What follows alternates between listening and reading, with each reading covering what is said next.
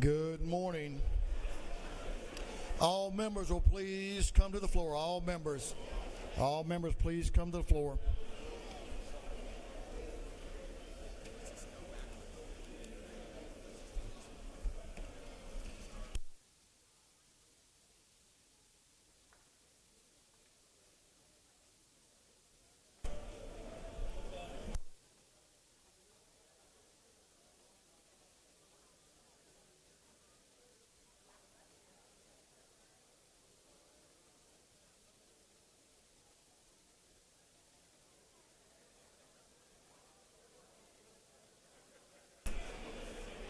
The hour of convening having arrived. All members, please come to the floor.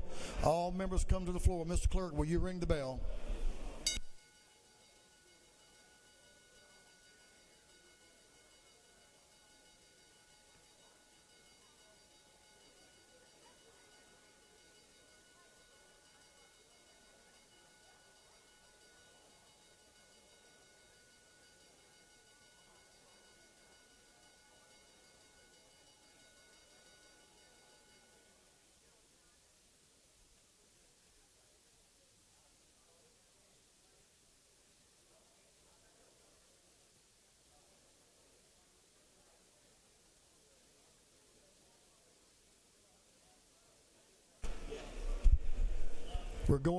Good morning.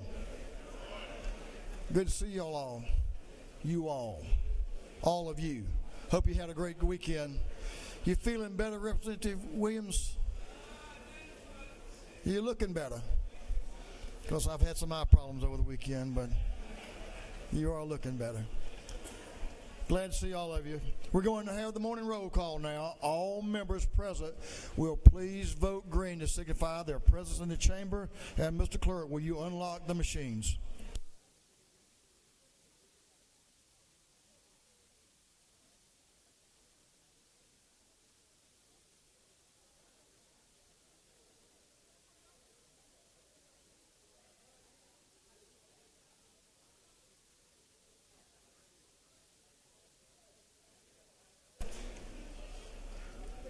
Doorkeepers, will you please close the doors and keep them closed? Doorkeepers.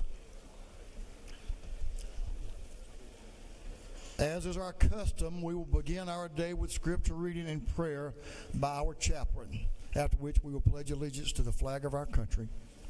Our chaplain this morning will be introduced by the lady from the 70th House District, Representative Chair Lady Lynn Smith. Representative Smith.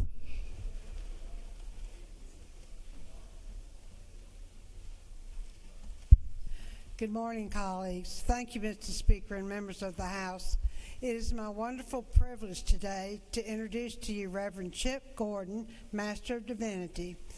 After learning about the mission of Cancer Treatment Centers of America, CTCA, which is the first name you know about Newnan, Georgia, Pastor Chip Gordon, Director of Pastoral Care, was instantly impressed. He knew right away that he wanted to be part of the team since CTCA was purchased by the City of Hope Cancer Center. Reverend Gordon continues to serve patients, their caregivers, and the staff he has been for the past 13 years. And I know several of you in this room have been to either CTCA or City of Hope. Part of the team is Ray Williams right here, and he's our go-to person if we have any needs. Chip earned a Master of Divinity from Southwestern Baptist Theological Seminary in Fort Worth, Texas, and a bachelor's degree in speech communication from Auburn University. Throughout his more than 30 years of ministry experience, he has served as youth pastor, senior pastor for various churches in North Carolina, Alabama, and Georgia. Chip served as the North American Mission Board church planner, planting the church in Henry County, Georgia. At the time, Henry County was one of the fastest growing counties in the U.S. Passionate about the community, Chip has served on the board of directors at Bridging the Gap, a community outreach program providing food and other resources for the people in need. That was so important when the tornado hit our community back in 2021. He has served as an advisor to the Newnan Youth Council, past board of directors of Noonan Kiwanis Club, and the past director of the Noonan Coweta Board of Realtors. He currently serves on the board for Sacred Journey Hospice Foundation. Chip is very active in Sunrise Baptist Church, where he served as an elder. Born and raised in Noonan, Chip and his wife, Jo Ellen, attended Auburn University. She is a retired mathematics teacher at Noonan High School. Their daughter, Jo Ellen, is married to Chip, and they have 2 daughters, Katie and her husband, Hunter, Abby and her husband, Andrew, and 4 incredible grandchildren. So it's my great privilege today to introduce you to someone whose whole adult life has been about pastoral care. I call it the faith, hope, and charity. He's able to practice all 3 of those. Pastor Chip Gordon.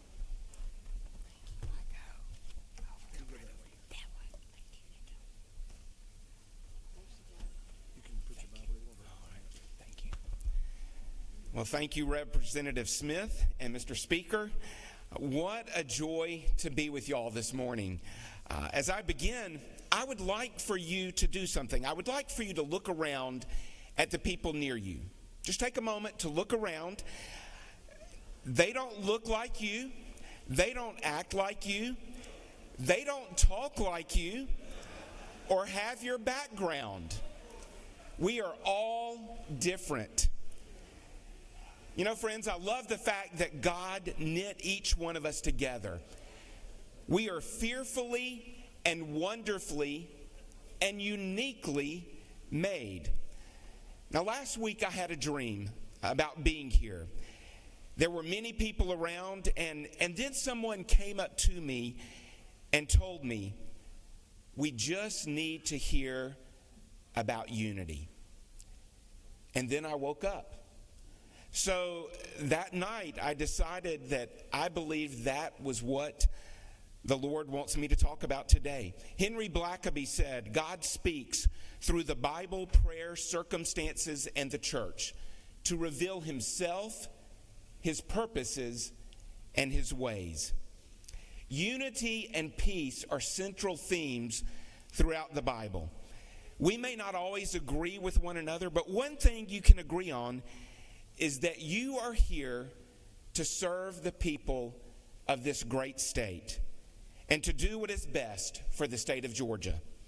We are told in Psalm 133, verse 1, how good and pleasant it is when God's people live together in unity. Romans 14:19 tells us, let us therefore make every effort to do what leads to peace. When you stop to think about it, you are either a peacemaker or a troublemaker. You might want to ask yourself, am I a spoon in a bowl of discontent? Do I stir things up?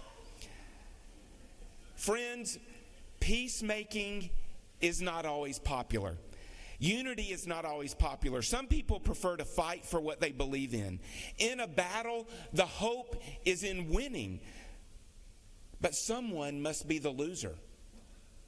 Peacemaking, unity, actually produces 2 winners. Peacemaking is God's way. The Apostle Peter wasn't known as a peacemaking kind of guy. In fact, Peter, when we first meet him, was impulsive, strong-willed. I'm sure none of you can relate to that. But Peter had changed and had developed some good qualities the hard way. The Holy Spirit changed Peter. Peter was now a man that God could use. Listen to what we read in 1 Peter 3:8. Finally, all of you be like-minded, be sympathetic, love one another, be compassionate and humble. Peter lists 5 characteristics, things that we should strive for in order to maintain peace and have unity. We should be like-minded, being on the same page, having the same goals. It does please the Lord when we have unity. I think you all agree that you are here to serve the people of Georgia. But he also says we should be sympathetic, being responsive to the needs of others. Peter goes on to say, love one another.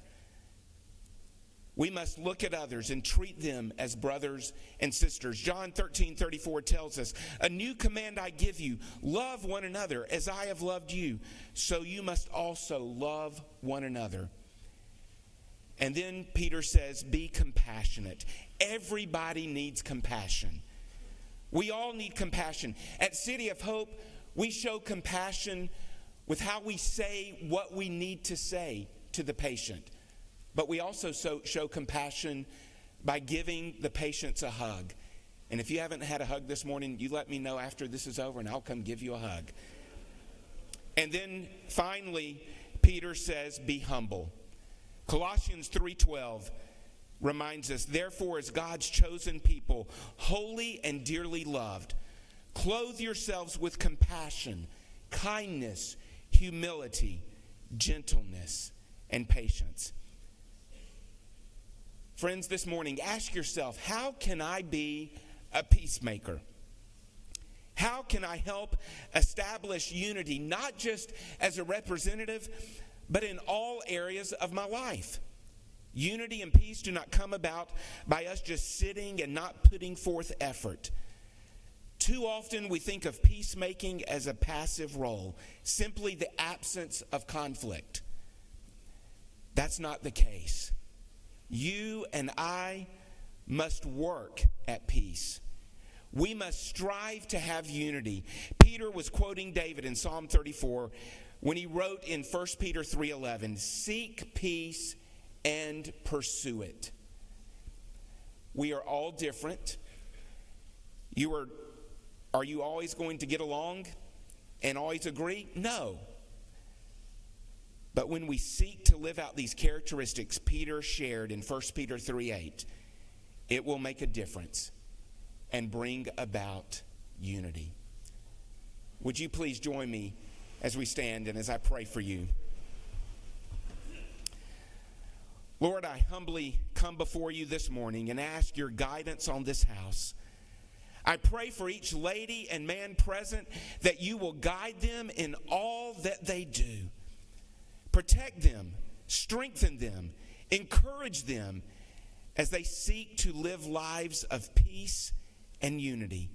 I pray that they will be like-minded, sympathetic, that they will love one another, that they will be compassionate and humble. Bless them today. In Jesus' name, amen. And now if you will join me in the pledge. I pledge allegiance to the flag of the United States of America and to the republic for which it stands, one nation under God, indivisible, with liberty and justice for all. Brother Chip. Hey, Unity. We need that unity. Yes. Thank you, Brother Chip. Doorkeepers, you may open the doors.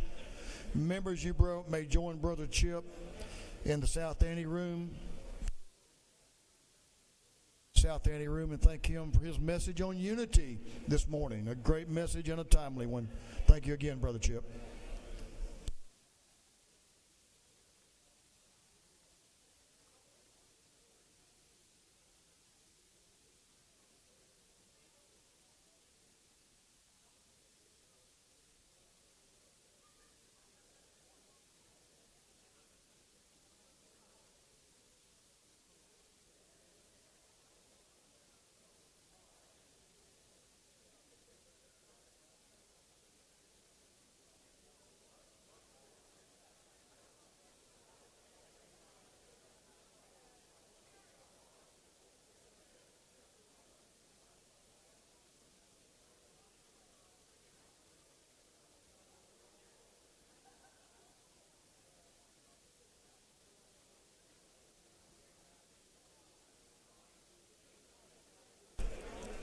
Members, our doctor of the day is brought to us by Representative Park Cannon.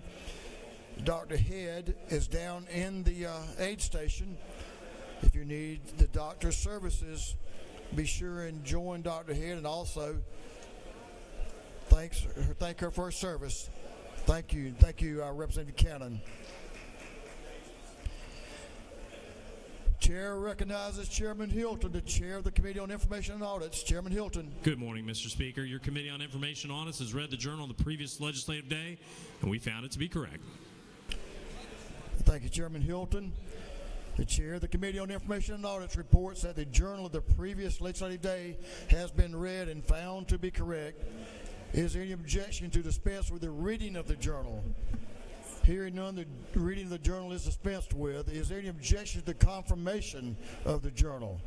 Hearing none, the journal is confirmed.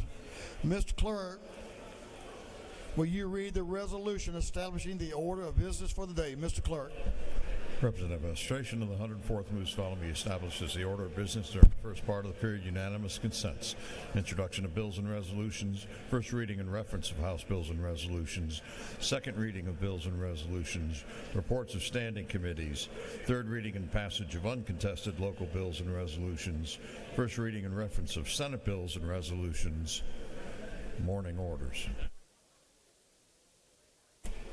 Is there any objection to adoption of the resolution establishing the order of business for the day? Hearing none, the resolution is adopted.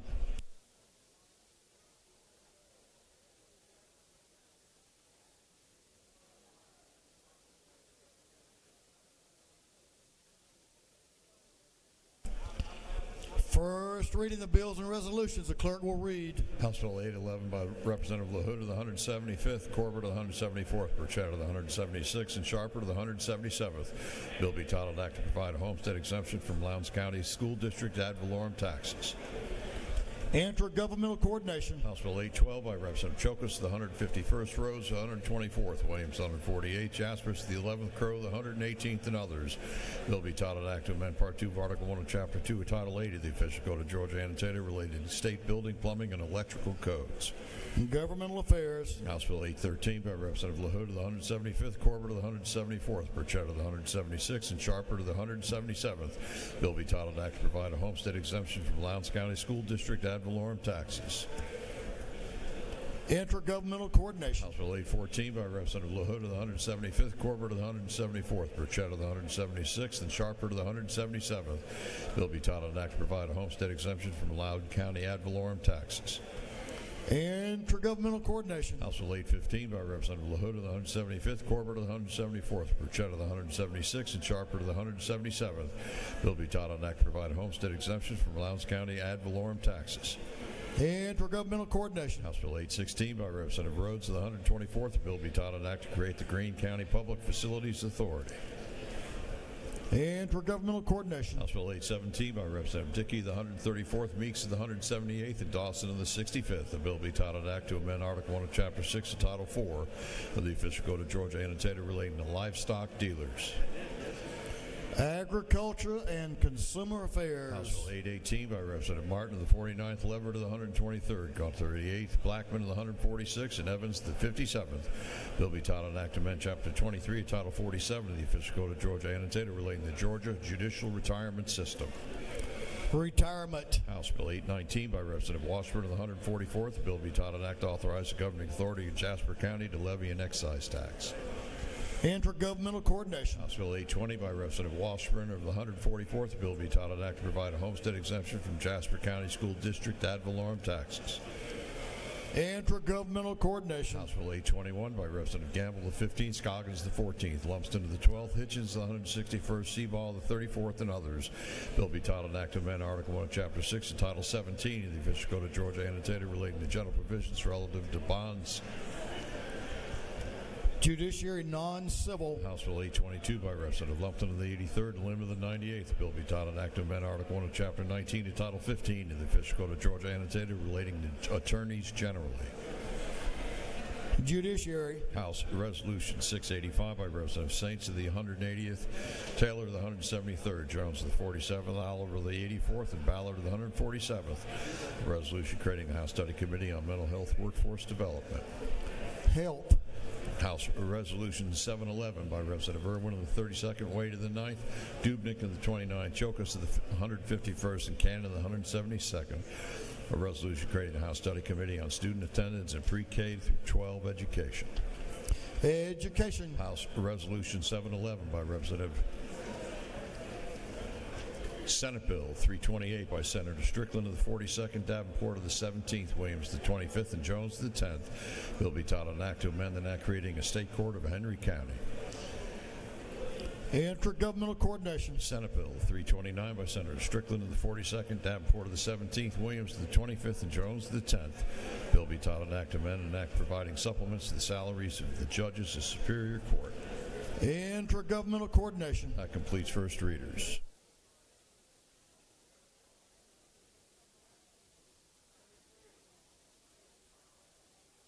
Second reading of bills and resolutions. Mr. Clerk, will you read? House Bill 799 by Representative Deloach of the 176, a bill to amend an act providing for the election of the Board of Education of Long County. House Bill 800 by Representative Tarvin of the 2nd and Powell of the 33rd, a bill relating to insurance and motor vehicles and traffic. House Bill 801 by Representative Deloach of the 167th, a bill to amend an act to recreate and establish the Board of Commissioners of Long County. House Bill 802 by Representative Kelly of the 16th, a bill to authorize the City of Cedartown, Georgia, to exercise all redevelopment and other powers under the Redevelopment Powers Law. House Bill 803 by Representative Hatchett of the 155th, a bill to provide a homestead exemption from City of Dublin Independent School District ad valorem taxes. House Bill 804 by Representative Hawley of the 116th, Dawson of the 65th, Bell of the 75th, Fry of the 122nd, Davis of the 87th, and others. A bill relating to purchase, possession, manufacture, distribution, or sale of controlled substance or marijuana and penalties. House Bill 805 by Representative Hatchett of the 155th, a bill to provide a homestead exemption from City of Dublin Independent School District ad valorem taxes for educational purposes. House Bill 806 by Representative Rhodes of the 124th, a bill to provide a homestead exemption from Oglethorpe County School District ad valorem taxes for educational purposes. House Bill 807 by Representative Thomas of the 21st, Parsons of the 44th, Carson of the 46th, Byrd of the 20th, Ridley of the 22nd, and others, a bill to amend an act providing a homestead exemption from all City of Woodstock ad valorem taxes for city purposes. House Bill 808 by Representative Carson of the 46th, Powell of the 33rd, Crow of the 118th, a bill relating to the Employees Retirement System of Georgia. House Bill 809 by Representative Carson of the 46th, Hitchens of the 161st, Powell of the 33rd, Thomas of the 21st, Crow of the 118th, and others. A bill relating to speed restrictions. House Bill 810 by Representative Jaspers of the 11th, Hawkins of the 27th, Taylor of the 173rd, Stevens of the 164th, Newton of the 127th, and others. A bill relating to regulation and licensure of pharmacy benefit managers. House Resolution 653 by Representative Osteen of the 169th and Burchett of the 176th. Resolution recognizing the United States military veterans and dedicating a highway in their honor. House Resolution 654 by Representative Lupton of the 83rd, Lamb of the 98th, Campbell of the 35th, Cannon of the 58th. A resolution commending Community Estra L.A. House Resolution 655 by Representative Powell of the 33rd, Blackman of the 146th, Stevens of the 164th. A resolution creating the House Study Committee on Gaming in the State of Georgia.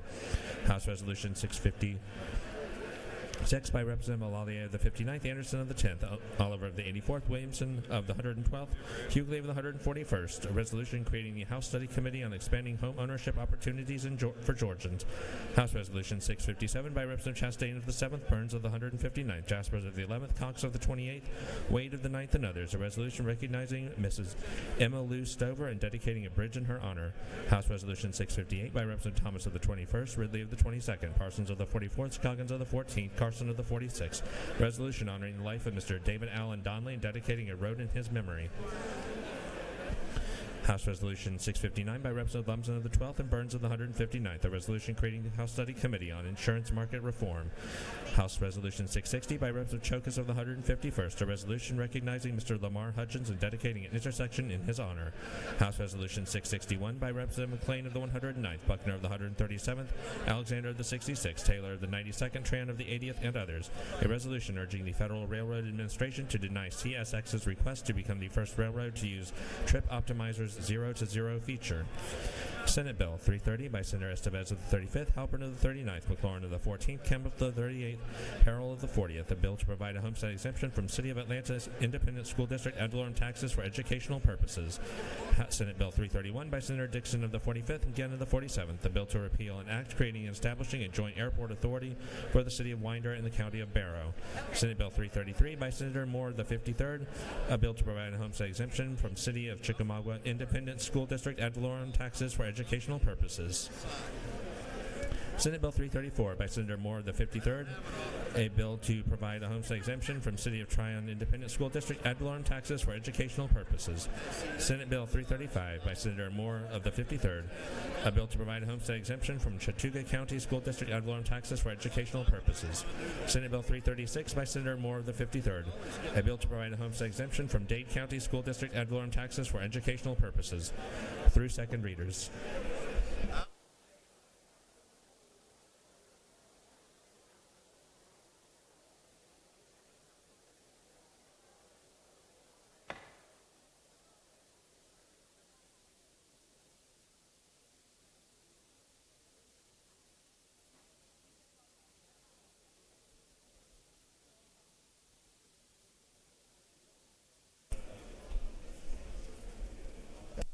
Yep. Reports of standing committees. Mr. Clerk, will you read?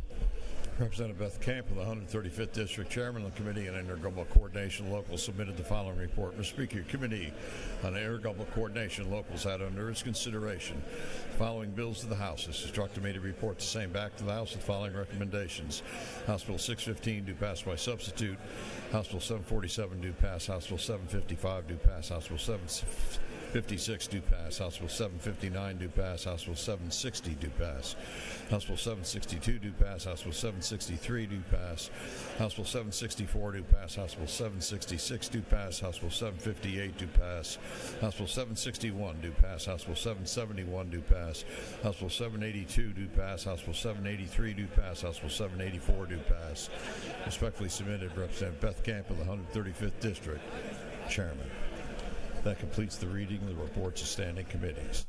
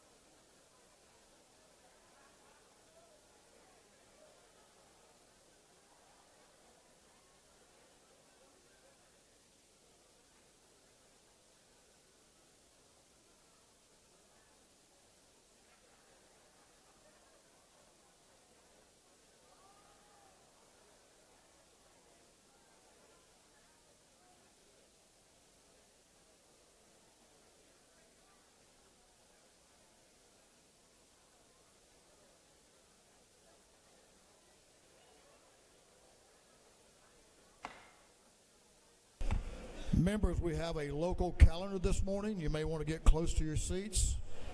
I hope you've all reviewed it. There are 6 bills on our local calendar that relate to homestead exemption and require a 2/3 roll call vote for passage. We'll have the third reading and passage of the uncontested local bills.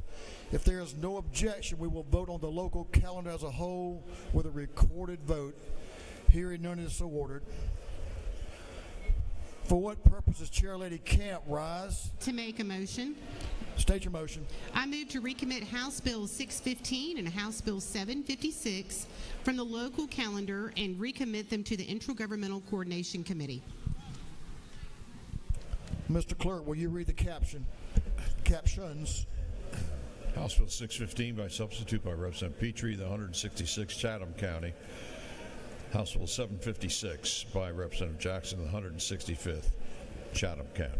615 and House Bill 756 be recommitted to the committee, Intergovernmental Affairs Committee. Is there any objection? Hearing none, is ordered.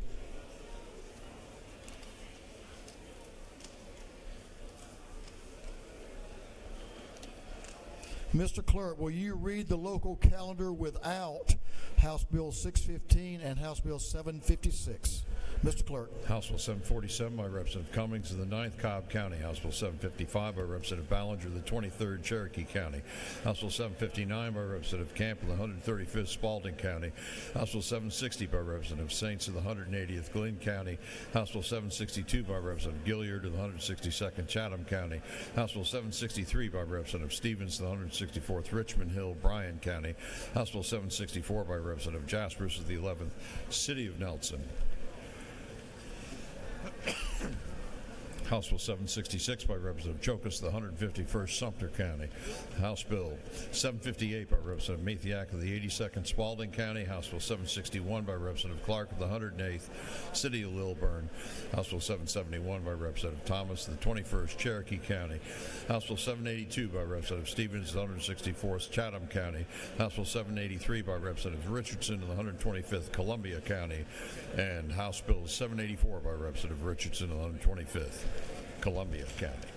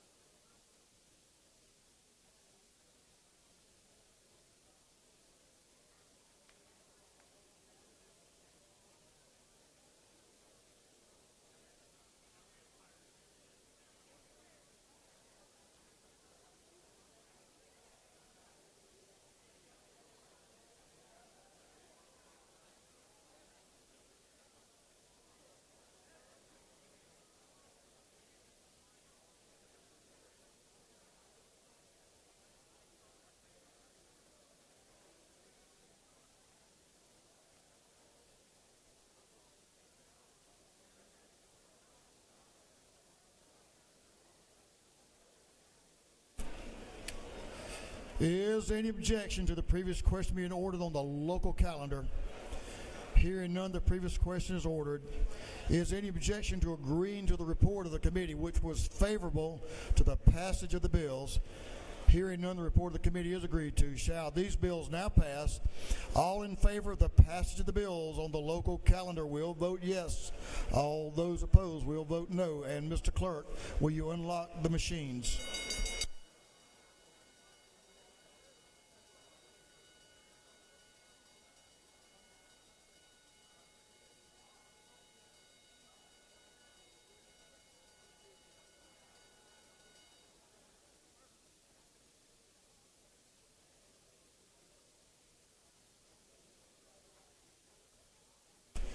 Have all members voted?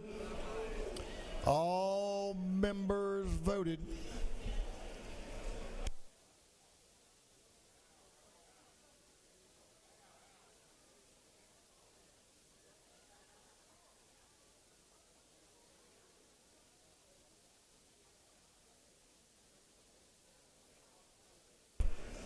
If all members voted, Mr. Clerk, will you lock the machines?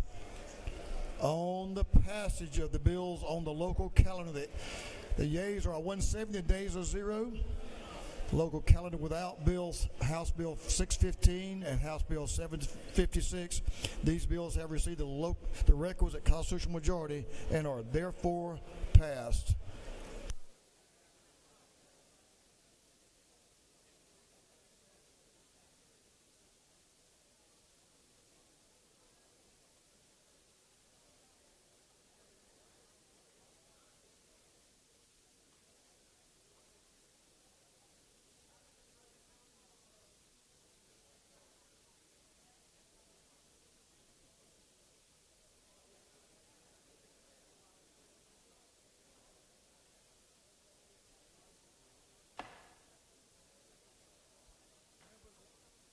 Members, if you'll come to order, we have an invite resolution this morning. I'm going to ask all members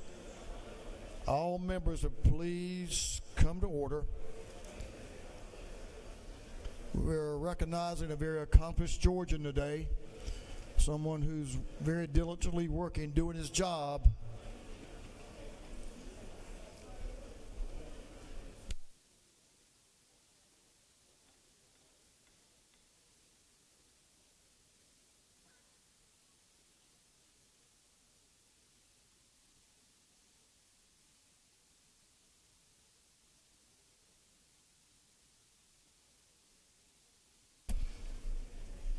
Thank you, members. Please give your attention for this invite resolution. Mr. Clerk, will you read House Resolution 525? Read the caption, please. House Resolution 525 by Representative Townsend of the 179th, Deloach of the 167th, Saints of the 180th, Crow of the 118th, Hitchens of the 161st, and others. A resolution recognizing and commending Community Supervision Officer John Crew, the Department of Community Supervision's 2024 Officer of the Year.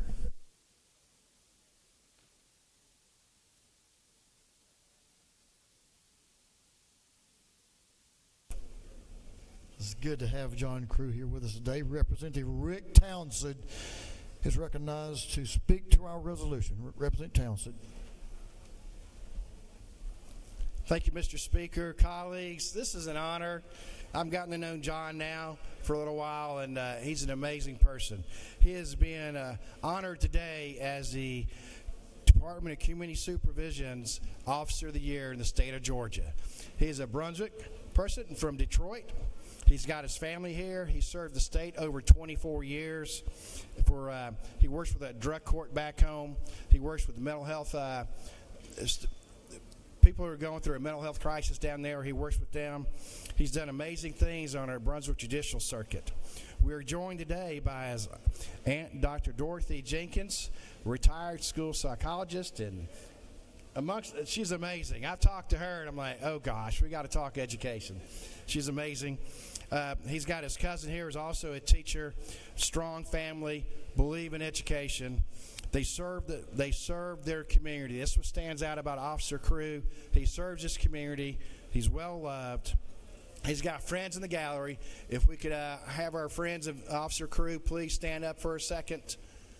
Friends of Officer Crew, let's recognize them as well. A lot of these people, including a friend of mine, Greg Judon, drove from Brunswick, Georgia, to help recognize Officer Crew. He's an amazing man. Also got a little bit extra. I kind of surprised Officer Crew on this. Judge Stephen Kelly, a lot of people know here. He's from back home. He talked about how he's instrumental in the drug court. He started a chess club down there. He works with people after hours. He's not your 8 to 5 guy. He answers the phone after 5 o'clock on the first ring. He's amazing. He's a great community partner. John, I'm honored to introduce you, and thank you. Congratulations on being on the 2024 Officer of the Year.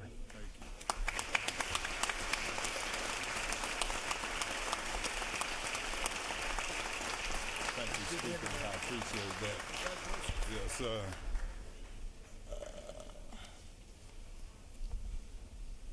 is it morning still?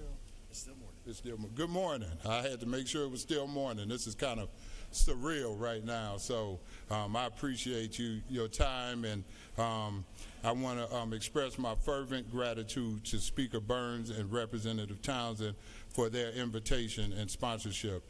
It is truly an honor to stand here on the House floor today, surrounded by my family and Commissioner Nail, who their presence adds significance to this moment. I also want to thank my friends and colleagues in the gallery up there front row. They just stood up for being here to celebrate this momentous occasion.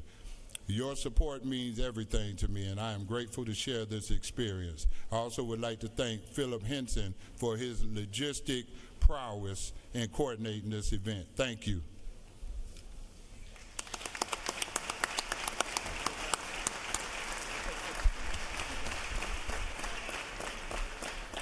Commissioner, you got a good one here.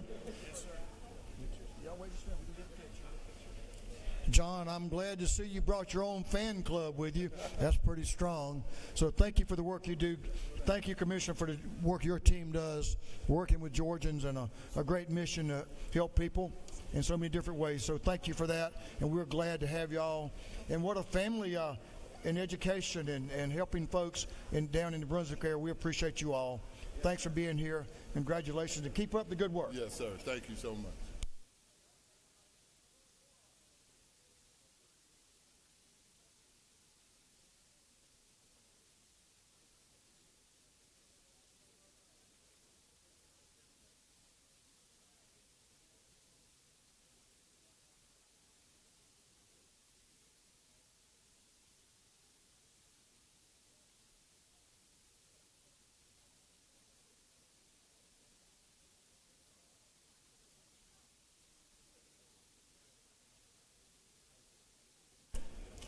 Members John and his team, his family, and Commissioner Nail will be out in that South Ante room. If you'd like to join them for a photo and express your gratitude to him for a job well done, what a nice honor.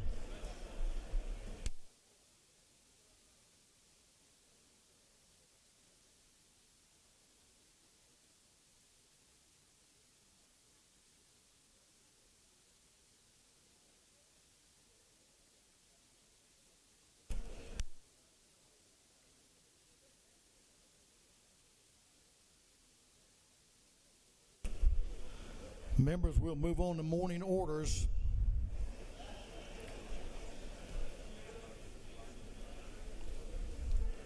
Members, you'll have a maximum of 2 minutes this morning for your morning order. 2 minutes, if you will. Representative Gamble, you have a special guest as well.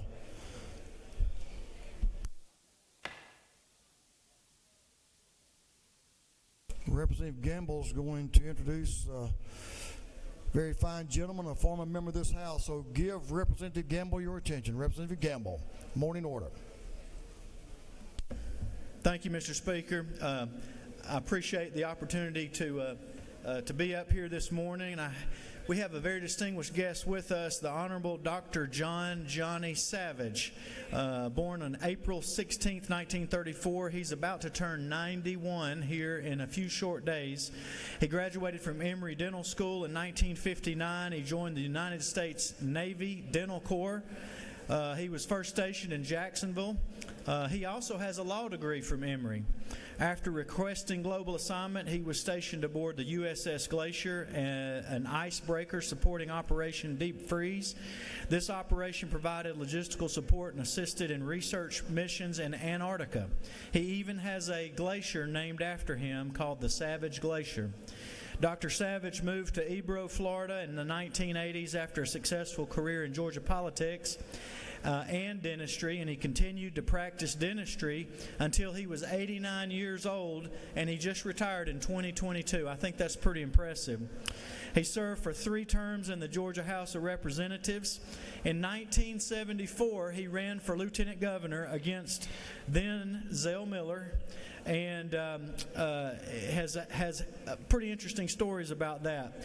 When he ran for lieutenant governor, he had an important driver named David Ralston, who later became Speaker. David Ralston was his driver in that campaign.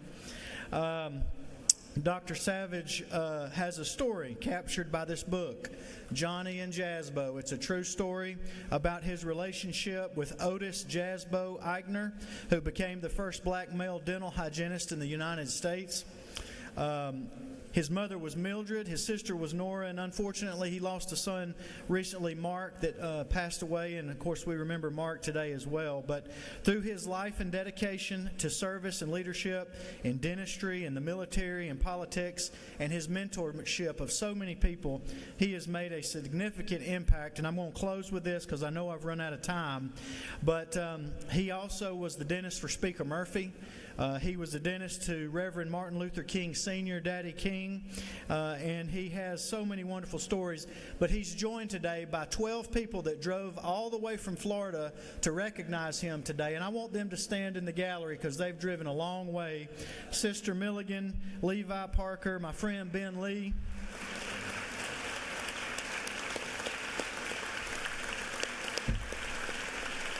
Thank y'all for coming today. But the main event is Johnny Savage. We're honored he's with us today. He'll be in the ante room if you want to come meet him. But thank you, Mr. Speaker, for letting me recognize him. Dr. Savage, I got to talk to you. What a distinguished career of serving your fellow man. Thank you for being here with us, and thank you for your work over the years. Members, you may join Dr. Savage. Let's give him another hand. A former member of this house.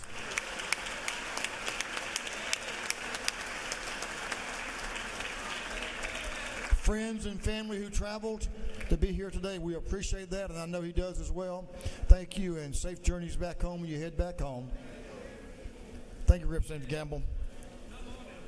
Representative Lupton, you're recognized for a morning order.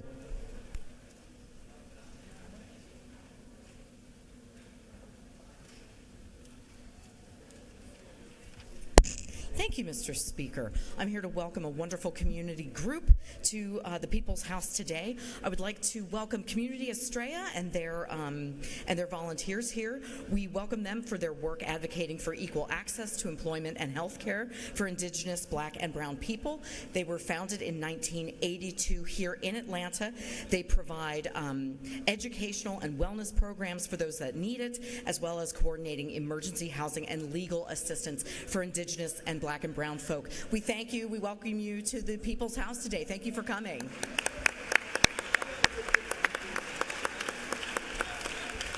Thank you, Mr. Speaker.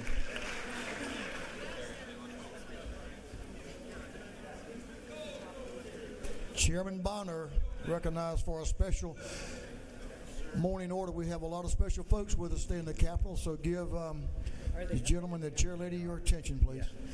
Good morning. Thank you, Mr. Speaker. Today is Civil Air Patrol Day here at the Capitol. We are honored to be joined by members of the Georgia Wing of the Civil Air Patrol. The Civil Air Patrol was created in 1941 and is the civilian auxiliary of the United States Air Force. In 2024 alone, the Georgia Wing performed over 2,300 total flight hours. They provided invaluable services throughout our disasters, including Hurricane Helene.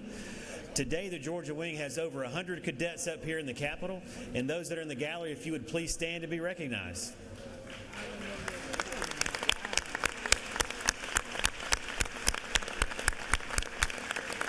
Thank you, Mr. Speaker.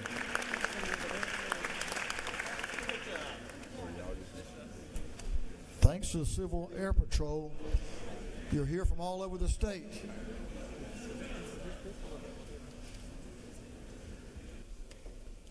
We appreciate what y'all do and y'all's dedication to flight and to your neighbors as well. Thank you for that. Good to have y'all.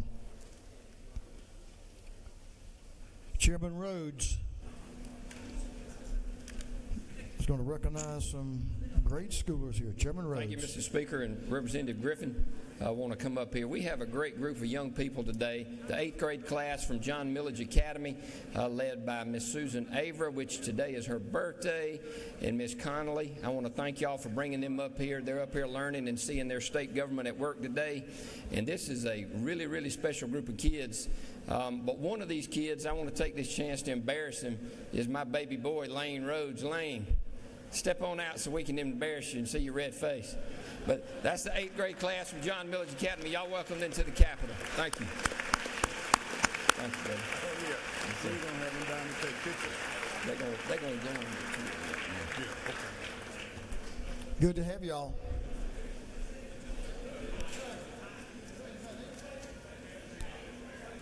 High school next year. Good luck with that. Good to have y'all in the People's House. Representative Cummings, Representative Terry Cummings is recognized for a morning order and friends. We back. I ain't fooling with y'all. Good morning. Today we recognize the National Coalition of 100 Black Women, which I am a proud member. And we also recognize the 100 Black Men, which I am a member of, as are these other members of the House of Representatives. The national president is Mr. Milton Jones. National president of the coalition is Virginia Harris. Today we recognize both organizations and the work that they do in the community, educating, mentoring, and providing equity to African Americans. Please. We're the men. Oh, okay, please stand.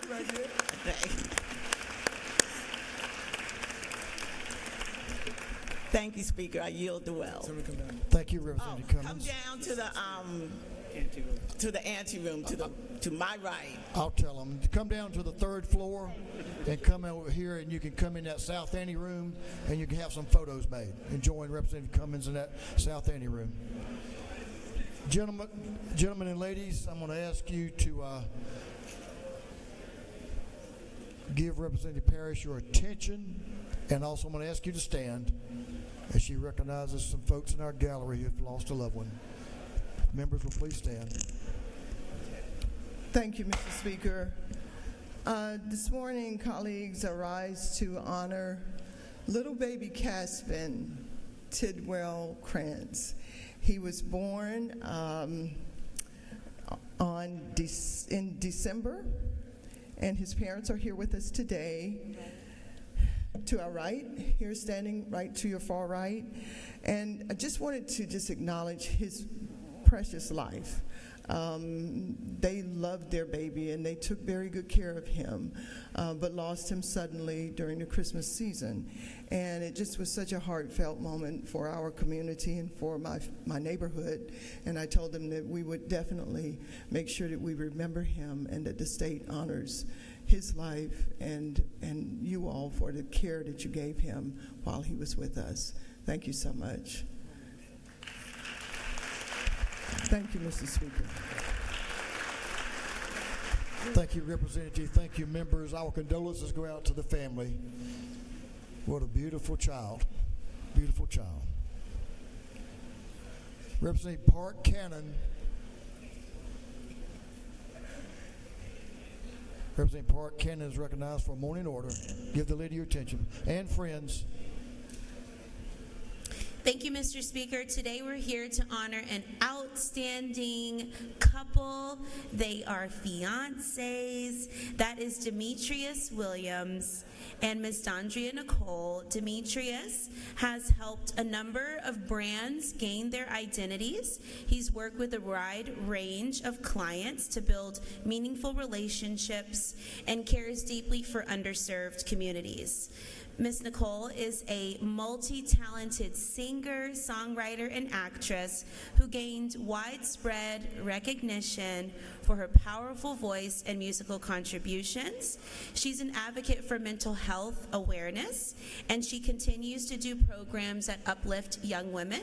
I'm standing here with their representative and wanted to just honor you here in the Capitol today and provide you with a resolution and our heartwarming thoughts of success for your upcoming marriage. Congratulations, and thank you, Mr. Speaker. Thank you. Congratulations. Lucky man, I can tell already. And I know you know it. Thank you for y'all's involvement, and thanks for sharing your talent as well. And the best of luck to you in your future. Good to have y'all here today. Representative Beckles, the lady is recognized, and she has some friends that will join her. Ladies recognized. Thank you, Mr. Speaker. Good morning, everyone. I rise today to introduce to you the Student Council of Summerall Middle School. This talented group is dedicated to fostering a positive and inclusive environment for every student. They come from our 6th, 7th, and 8th grade students. They are led by Dr. Edie Reed, Roxy Smith, Sarah Allen, Ali Tongo, Anna Lillard, and Rhonda Perry. If you could please stand, Summerall Middle School Leadership Council. There you go.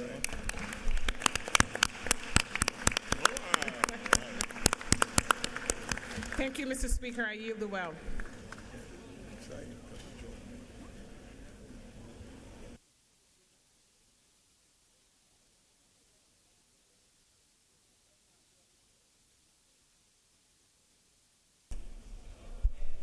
Representative Vance Smith is recognized for a morning order. Representative Smith. And it's good to have Michelle Smith with us today, too. Representative Smith. Thank you, Mr. Speaker. Ladies and gentlemen, this is kind of unusual for me, but I wanted to come up for just a second and kind of tell you that, you know, life is interesting. And a lot of things have transpired since last week when we left. First of all, I want to thank Michelle. She's sitting right over there. She's the love of my life right there. So there you go, baby. Stand up.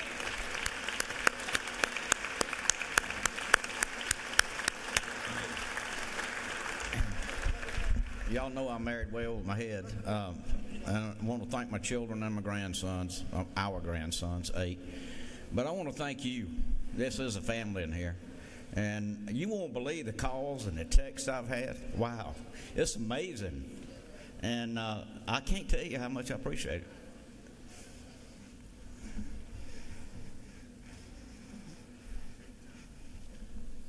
If you get the chance, read Jeremiah 29:11. For I know the plans I have for you, declares the Lord.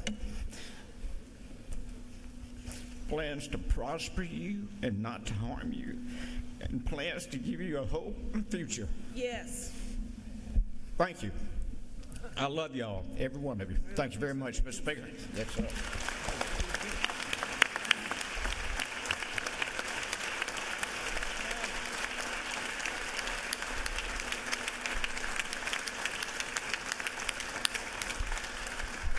Vance Smith, we love you too, as a man and as a representative. So thank you for what you stand for. And yes, Michelle is the best thing in your life, next to your children and grandchildren. But thank you for what you care about in your community, and thank you for caring about the people of Georgia. We appreciate you.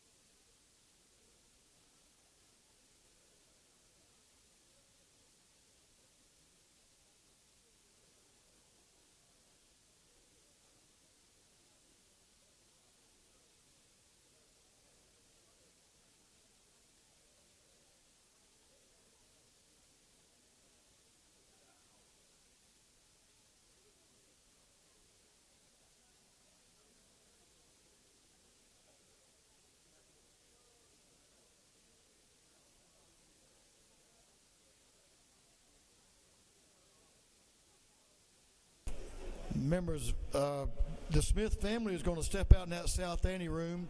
If you want to go out and speak to them, be more than appropriate. And now would be the time.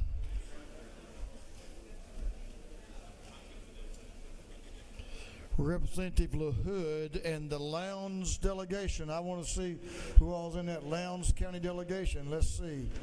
Representative Dexter, Representative Corbett, Representative Burchett. I want to give you guys plenty of room. This gentleman will suspend just for a moment.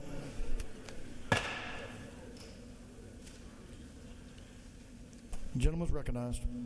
Mr. Speaker, thank you, and members, thank you for this moment my colleagues from Lowndes County and I would like to recognize an outstanding individual from our district, and it's Mr. Franklin Bailey. If Mr. Bailey, if you'll stand up in the gallery. And we want to recognize Franklin for his outstanding achievements in leadership to the Home Builders Association of South Georgia for over 3 decades, but also he's currently serving as the president of the Georgia Home Builders Association. And he is just an excellent leader in our community and around this state, a great example. Probably his best and highest achievement ever is his marriage to his wife Sabrina and his 2 outstanding sons who are friends of all of ours, Dr. Jared Bailey and Dr. Travis Bailey, 2 physicians back home. We just thank you for what you do for us. We thank you for what you represent in our community, and we're just honored to recognize you today. So thank you.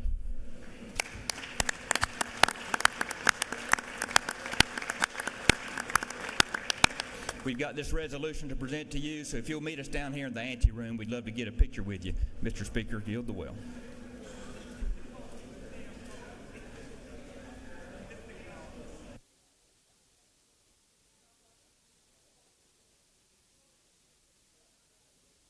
Chairlady Camp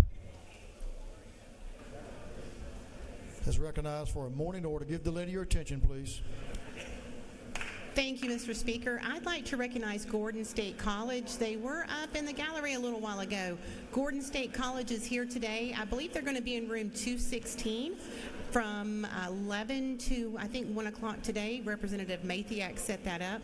We are honored Gordon State College is here. They're out of Barnesville, Georgia, but they actually service about 14 counties in central Georgia. So thank you for being here today. Thank you, Mr. Speaker. Gordon State, a really good school. Our colleague across the hall, Senator Max Burns, was president there for a while. They do a great job. We appreciate y'all recognizing them. Which room is that? 216? What time? Room 6. 11 to 1, Gordon State.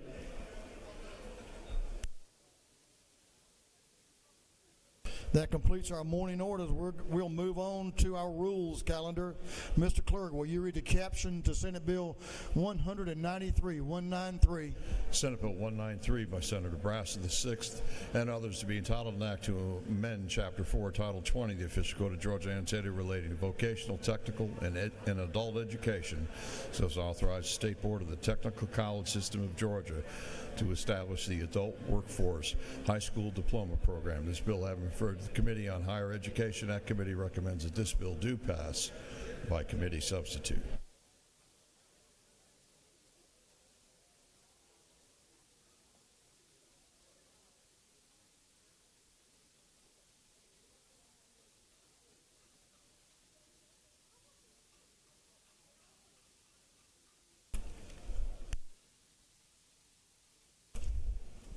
Representative Houston Gaines is recognized to speak to Senate Bill 193. Representative Gaines. Well, thank you, Mr. Speaker. Senate Bill 193 is a workforce development bill that ensures an opportunity for those aged 21 to 40 to go back and earn a high school diploma through technical college system where they were contracted with accredited providers. And really it's a pay-for-performance model where these contractors would have to ensure that they actually get their diploma, where individuals going through the programs would get their diploma in order for the program to actually get paid in that regard. So this is all subject to appropriations. Happy to answer a question if there is one, Mr. Speaker. The gentleman has no questions. Thank you, Mr. Speaker. I yield the will. The gentleman has yielded the well. Is there any objection to the previous question being ordered? Hearing none, the previous question is ordered. Is there any objection to adopting the committee substitute? Hearing none, the committee substitute is adopted. Is there any objection to agreeing to the report of the committee, which was favorable to the passage of the bill? Hearing none, the report of the committee is agreed to. Shall this bill now pass? All in favor of the passage of the bill will vote yes. All those opposed will vote no. And Mr. Clerk, will you unlock the machine?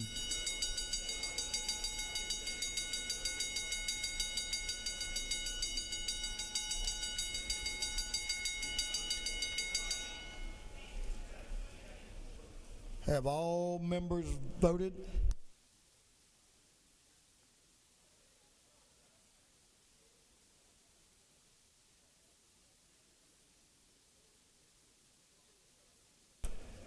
Have all members voted?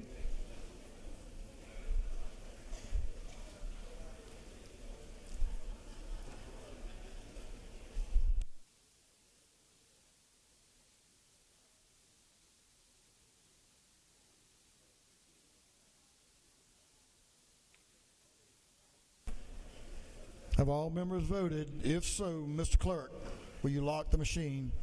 On the passage of Senate Bill 193, the yeas are 159, the nays are 2. This bill, having received the requisite constitutional majority, is therefore passed. Mr. Clerk, will you read the caption to Senate Bill 149? Senate Bill 149 by Senator Hickman of the 4th and others to be entitled an act to amend Code Section 23-411 of the Official Code of Georgia Annotated relating to definitions regarding tuition equalization grants at private colleges and universities. This bill having referred to the Committee on Higher Education. That committee recommends that this bill do pass. Deja vu. See if you get it right this time.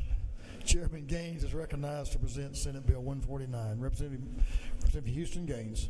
Thank you, Mr. Speaker. This is another workforce development higher education bill that deals with our tuition equalization grant program that encourages, as you all know, Georgia residents to attend eligible private colleges by aiding towards education costs. Currently, that's $550 per semester or $367 per quarter. There's currently 32 private colleges that qualify for the TEG program. This bill ensures those rigorous requirements stay. It allows for newly qualified four-year college institution students to participate in the TEG program. They must remain accredited by SACS Level 6, which is the highest level and rigor of accreditation. And Mr. Speaker, I'm happy to answer a question if there is one. The gentleman has no questions. Thank you. I yield the will. The gentleman has yielded the will. Is there any objection to the previous question being ordered? Hearing none, the previous question is ordered. Is there any objection to agreeing to the report of the committee, which was favorable to the passage of the bill? Hearing none, the report of the committee is agreed to. Shall this bill now pass? All in favor of the passage of the bill will vote yes. Those opposed will vote no. Mr. Clerk, will you unlock the machine?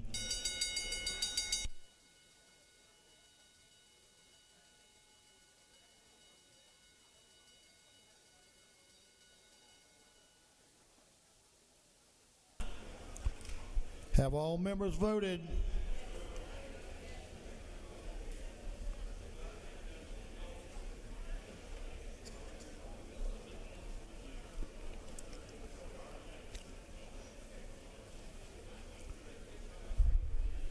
Have all members voted? If so, Mr. Clerk, will you lock the machine? On the passage of Senate Bill 149, the yeas are 162, the nays are 2. This bill, having received the requisite constitutional majority, is therefore passed.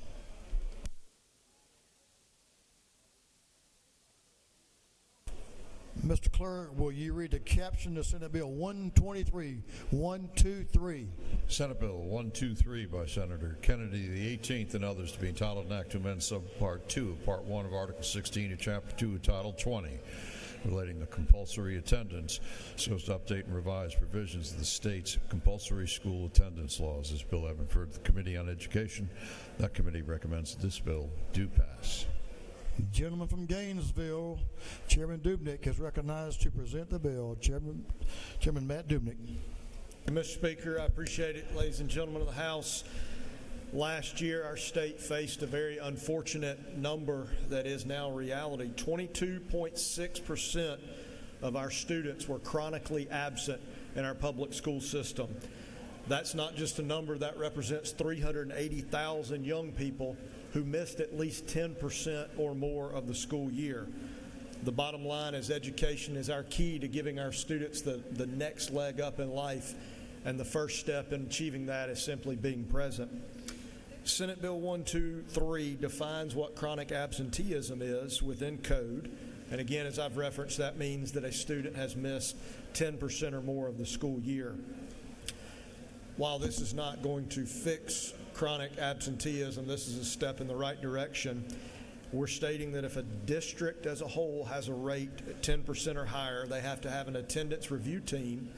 And if an individual school has a rate of 15% or higher, they also have to have a dedicated review team.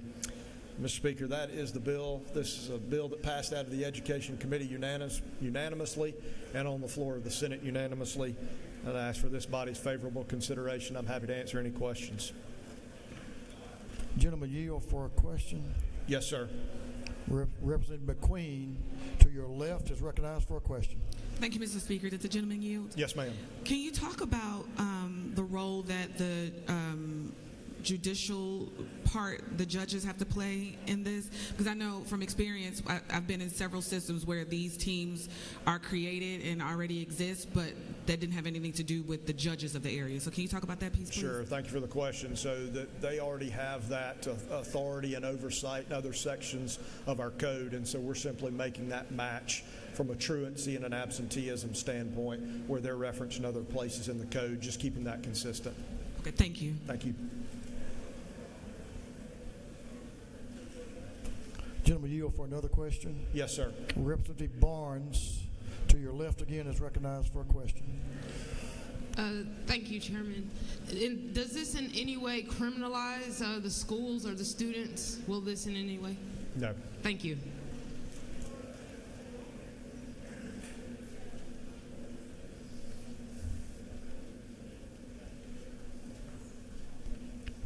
Gentleman yield for one more. One more, Mr. Speaker. Representative Irwin, Chairman Irwin, to your right. Thank you, Mr. Speaker. Does the gentleman yield? Yes, sir. Is it not true that in some students' cases the best spot for them is at the school, not necessarily at their home environment? Mr. Chairman, I couldn't agree with that statement anymore. We've seen so much over the last 5 years of how much our students need to be in school, want to be in school, and find better outcomes when they are there in school. Follow up? Please. Didn't we learn from COVID that the best teaching is in-person teaching when the students are there with the teacher? That's absolutely correct, Mr. Chairman. Mr. Speaker, thank you for your attention and the questions this morning. And again, I ask for your favorable consideration of Senate Bill 123. The gentleman has yielded the well. Is there any objection to the previous question being ordered? Hearing none, the previous question is ordered. Is there any objection to agreeing to the report of the committee, which was favorable to the passage of the bill? Hearing none, the report of the committee is agreed to. Shall this bill now pass? All in favor of passage of the bill will vote yes. All those opposed will vote no. And Mr. Clerk, will you unlock the machine?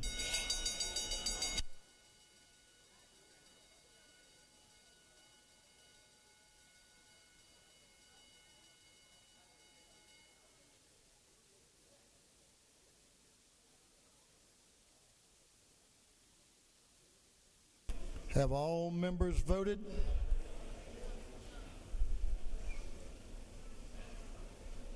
All members voted? If so, Mr. Clerk, will you lock the machine? On the passage of Senate Bill 123, the yeas are 160. The nay is 1. This bill, having received the requisite constitutional majority, is therefore passed. Mr. Clerk, will you read the caption to Senate Bill 112, 112? Senate Bill 112 by Senator Dixon of the 45th and others to be titled an act to amend Chapter 1 of Title 10 of the Official Code of Georgia annotated relating to selling and other trade practices so as to extend certain protections for consumers relative to warranties of HVAC systems and components of such systems. This bill having referred to the Committee on Agriculture and Consumer Affairs. That committee recommends that this bill do pass. Chairman John Corbett is recognized to present the bill. Representative Corbett. Thank you, Mr. Speaker. Members of the House, I bring before you Senate Bill 112. This deals with residential real property only. This bill was brought by the Conditioned Air Association of Georgia, which represents licensed HVAC contractors and suppliers across Georgia.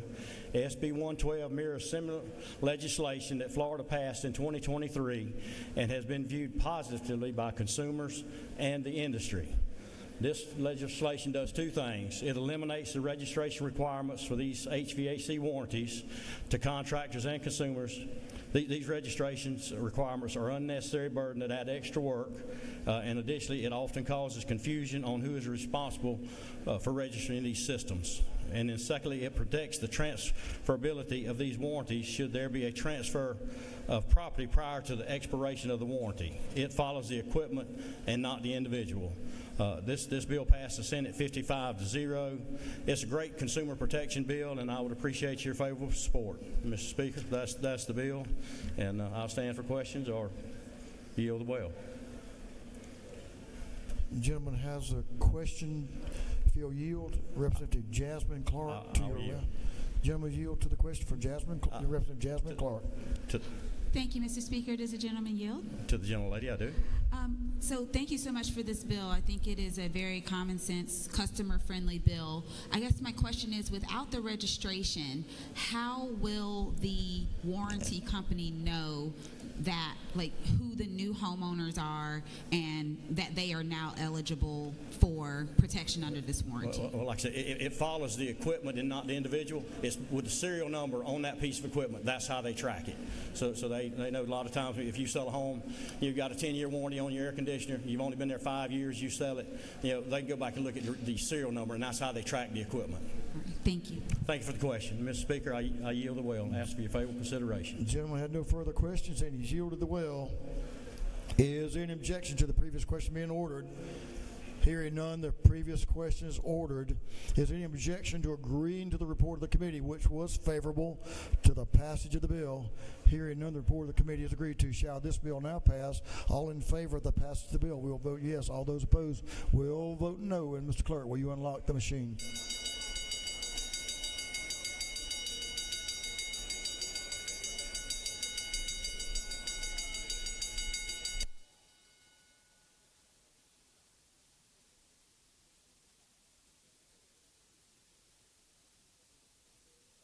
Have all members voted?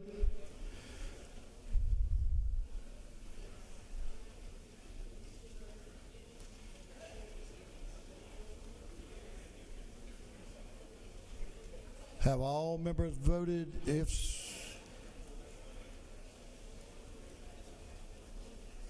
so, the clerk will. Got one more voting. If so, the clerk will lock the machine. On the passage of Senate Bill 112, the yeas are 166, the nay is 1. This bill, having received the requisite constitutional majority, is therefore passed. Mr. Clerk, will you read the caption to House Resolution 273, House Resolution 273?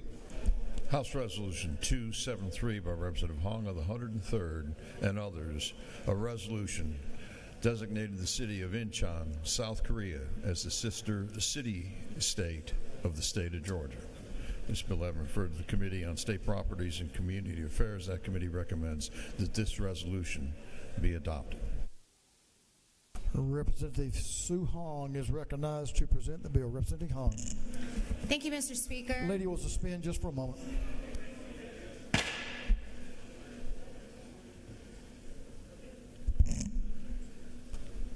Proceed. Thank you, Mr. Speaker. Colleagues, H.R. 273 will designate the city of Incheon in South Korea as a sister city-state of Georgia. As many of you know, many companies in South Korea have had good economic relationships here in Georgia.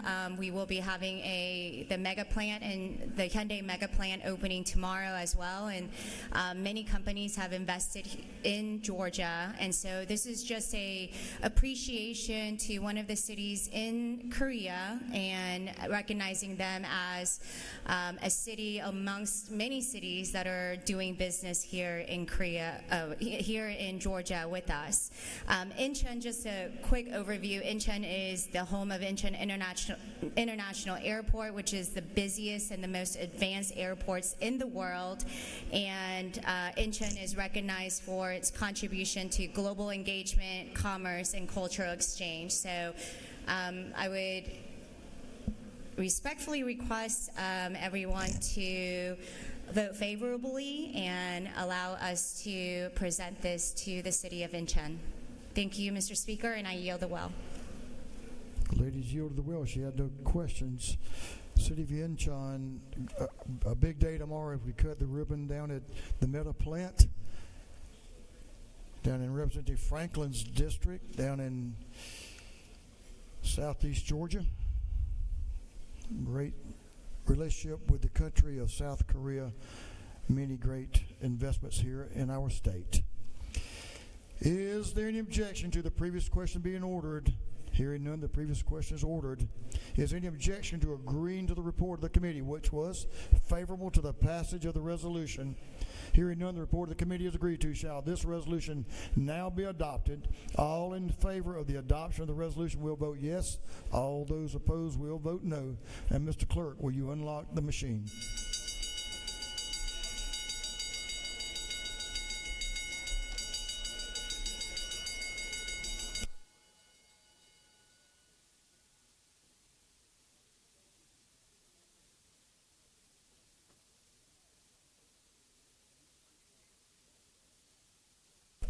Have all members voted?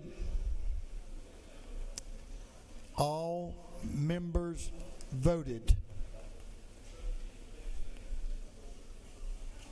If so, Mr. Clerk, will you lock the machine? On the adoption of House Resolution 273, the yeas are 165, the nays are 0. The resolution having received the requisite constitutional majority is therefore adopted. Congratulations.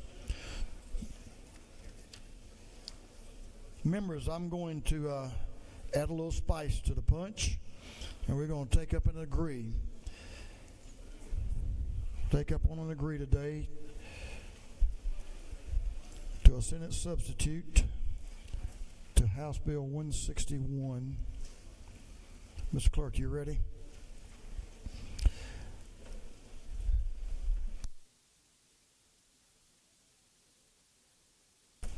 Chairman Crowe is recognized for a motion.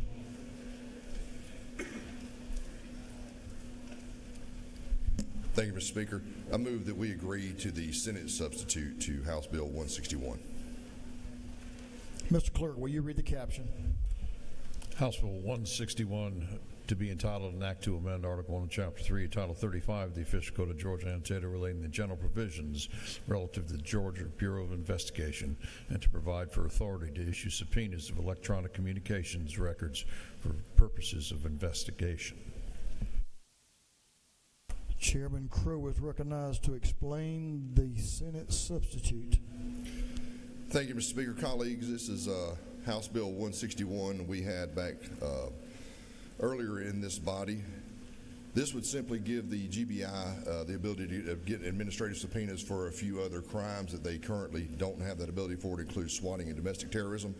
The only change is going to be in line 125, that portion where the crime of domestic terrorism is laid out. This was actually a change I made at the suggestion of the Prosecuting Attorneys Council, a way to clean up some language, and so that's something that I agreed with the Prosecuting Attorneys Council on, to make this change in the Senate so it would work better for prosecution for them. And that's the only change. and I would ask for your favorable consideration on the motion. The gentleman has no questions.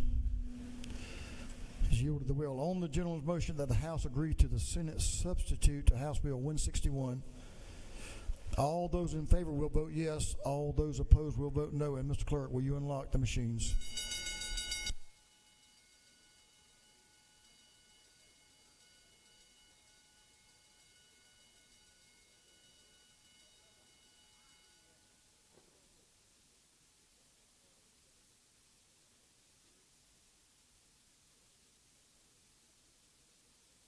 Have all members voted?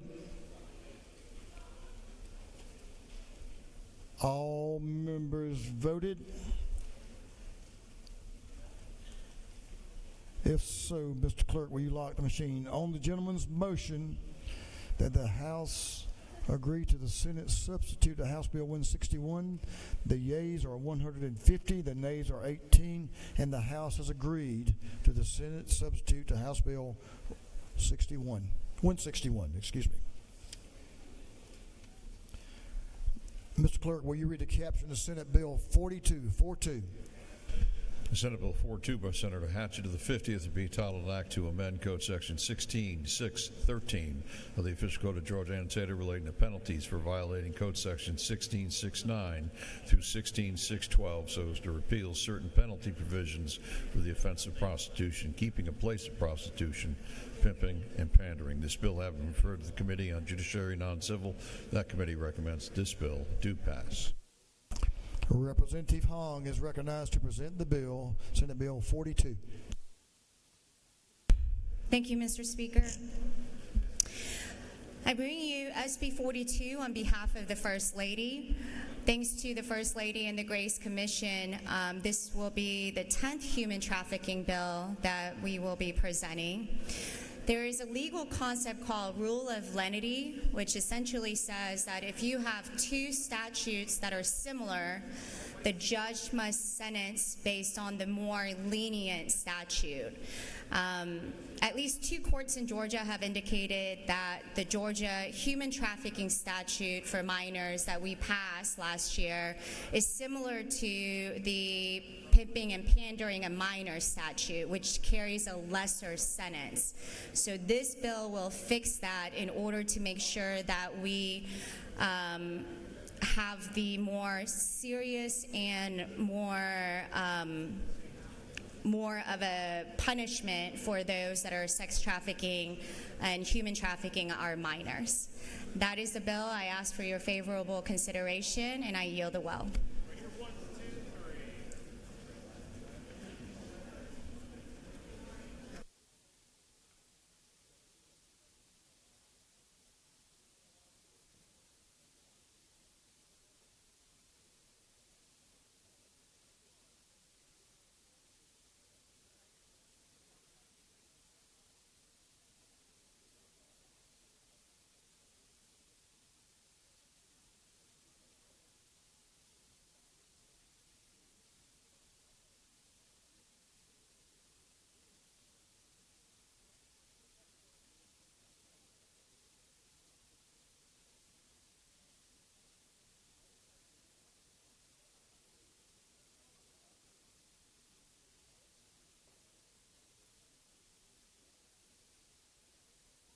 Lady had no questions. She's yielded the well. Is there any objection to the previous question being ordered? Hearing none, the previous question is ordered. Is there any objection to agreeing to the report of the committee, which was favorable to the passage of the bill? Hearing none, the report of the committee is agreed to. Shall this bill now pass? All in favor of the passage of the bill will vote yes. All those opposed will vote no. And Mr. Clerk, will you unlock the machine?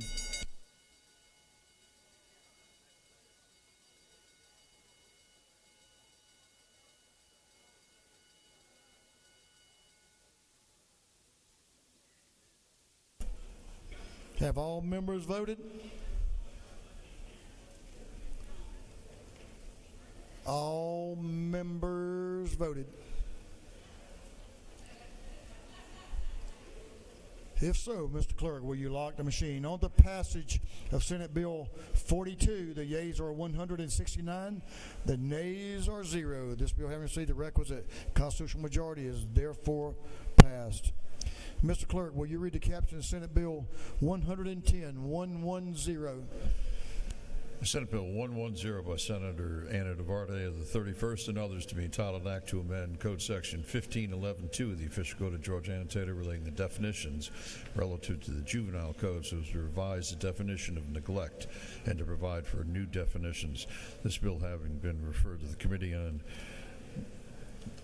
Juvenile Justice, that committee recommends that this bill do pass. You ready, sir? Chairman, you tell me you're ready all the time, aren't you? Anytime. There you go. Chairman Eddie Lumsden is recognized to present the bill. Chairman Lumsden. Thank you, Mr. Speaker, members of the House. I bring to you today Senate Bill 110. This is a bill that addresses the definition section of our Juvenile Justice Code and has the net effect of making Georgia's open-ended definition of neglect much more specific and fair. It gives Georgia families the right to let their children travel to and from school by walking, running, or bicycling, to travel to and from nearby commercial or recreational facilities, to engage in unsupervised outdoor play, and to be at home alone for a reasonable amount of time. It will allow parents to make these family decisions and makes it clear that the parent, not the government, determines when their child is of sufficient maturity, physical condition, and mental ability to avoid substantial risk of physical harm. It clarifies that neglect is the denial of necessary care to a child, which creates an environment that is obviously injurious to his or her welfare. This tightened definition of neglect matches the public's understanding that the state should not intervene in family life unless the parent's actions or omissions cause a serious risk of harm to the child that is obvious to a reasonable person. Current law allows authorities to label a parent neglectful based on an officer's own moral judgment and does not require any evidence that the parent is endangering the child's health or safety. This legislation establishes basic rights for Georgia kids and families by declaring that the ordinary activities of childhood are not neglect or child endangerment, that parents can make reasonable decisions about when their children are ready to be unsupervised, that neglect means putting a child in serious and obvious danger, and that the police cannot charge parents with a crime simply for taking their eyes off their children.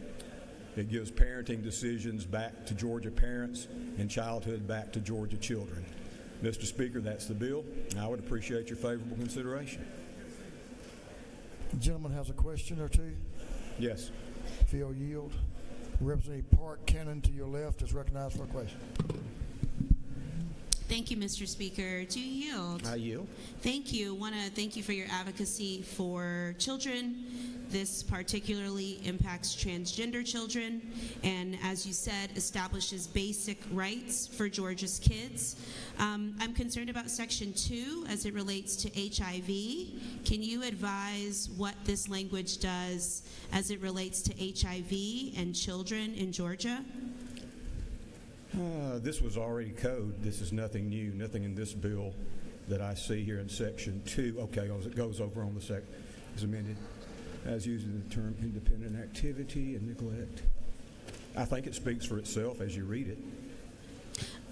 Further inquiry? Yes. Because my question was not at all answered, could you try to answer the question? What does line 42, line 48 do? It says it shall not be a violation for a custodian to permit a child to engage in one or more independent activities. So what is your question? What does this do? If it's easy for me, can you just extrapolate as since used it's in your the bill? subsection, the term independent activity, legal custodian, and neglect shall have all the same meanings as provided in the previous code section, which is already there. Gentleman, yield for another question? Yes. Representative Fry to your left is recognized for a question. Thank you, Mr. Speaker. Does my friend yield? Yes, sir.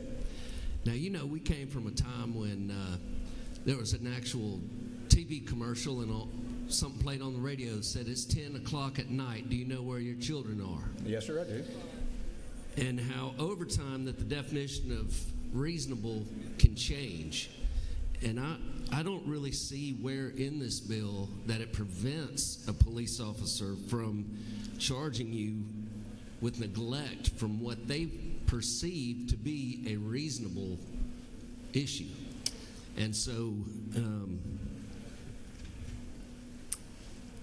isn't it true that we were judged differently when we were little than they are today, and that this could potentially provide problems for parents the way it's written in its current form? I think the way it's written in its current forms, it provides some protections for parents. It makes it clear that it's the parent that gets to determine whether the child has sufficient maturity to engage in these specific activities. Would the gentleman further yield? Yes. Can you point out in the line where it shows that the parents have the right to make that decision in this piece of legislation, please? I might have missed it.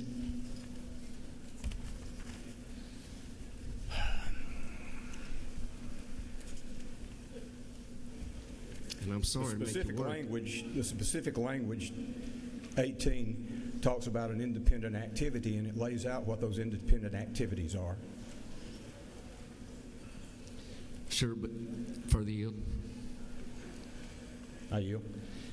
Can you show me where it does define independent activity, but where in this bill does it say the parents are the ones that choose what those independent activities are and whether they're reasonable or not? Because I feel like that the reasonable, isn't it true that I feel like the word reasonable is still very subjective, and we have news stories of moms getting arrested because their kid was playing down the street.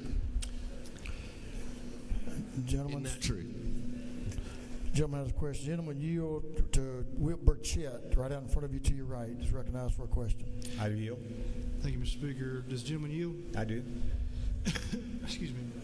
Isn't it the purpose of this bill and the intent of this bill to bring clarity to this code section so as a ambiguous provision of neglect cannot be charged of a parent? Isn't that true? That is correct. All right, so this is strengthening the parents' rights to allow their kids to go to the grocery store or go to the ball field, and that wouldn't be considered neglect. Is that correct? That is correct. Thank you, Mr. Speaker. Mr. Speaker, I yield well.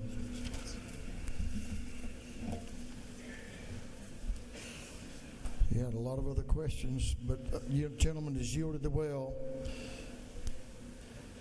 We do have a speaker. Leader Elstration is recognized to speak to Senate Bill 110. Thank you, Mr. Speaker. Ladies and gentlemen of the House, due to the questions that were asked, I wanted to come down here and discuss Senate Bill 110 with you.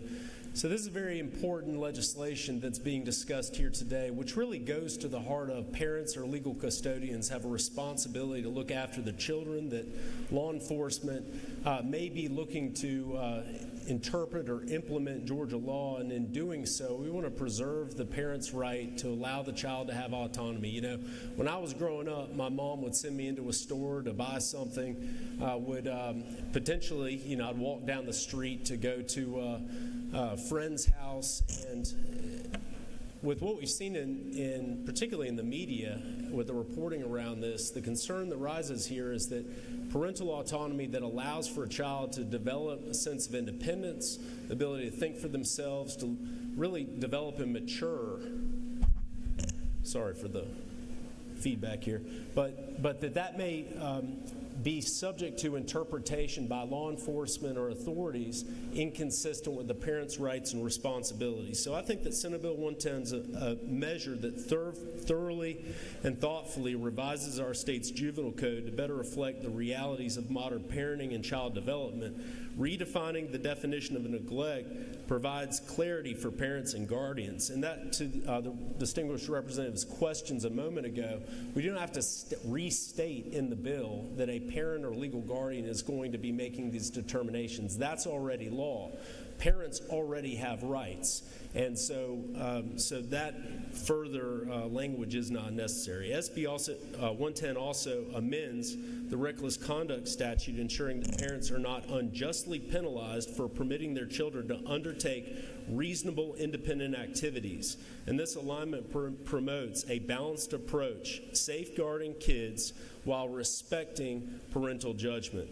So, colleagues, I would urge your support of Senate Bill 110 to affirm our commitment to laws that both protect Georgia's children but also are practical and empower parents to make the decisions that they need to raise independent, thoughtful young Georgians to become great future citizens of our state. Mr. Speaker, with that, I yield the well.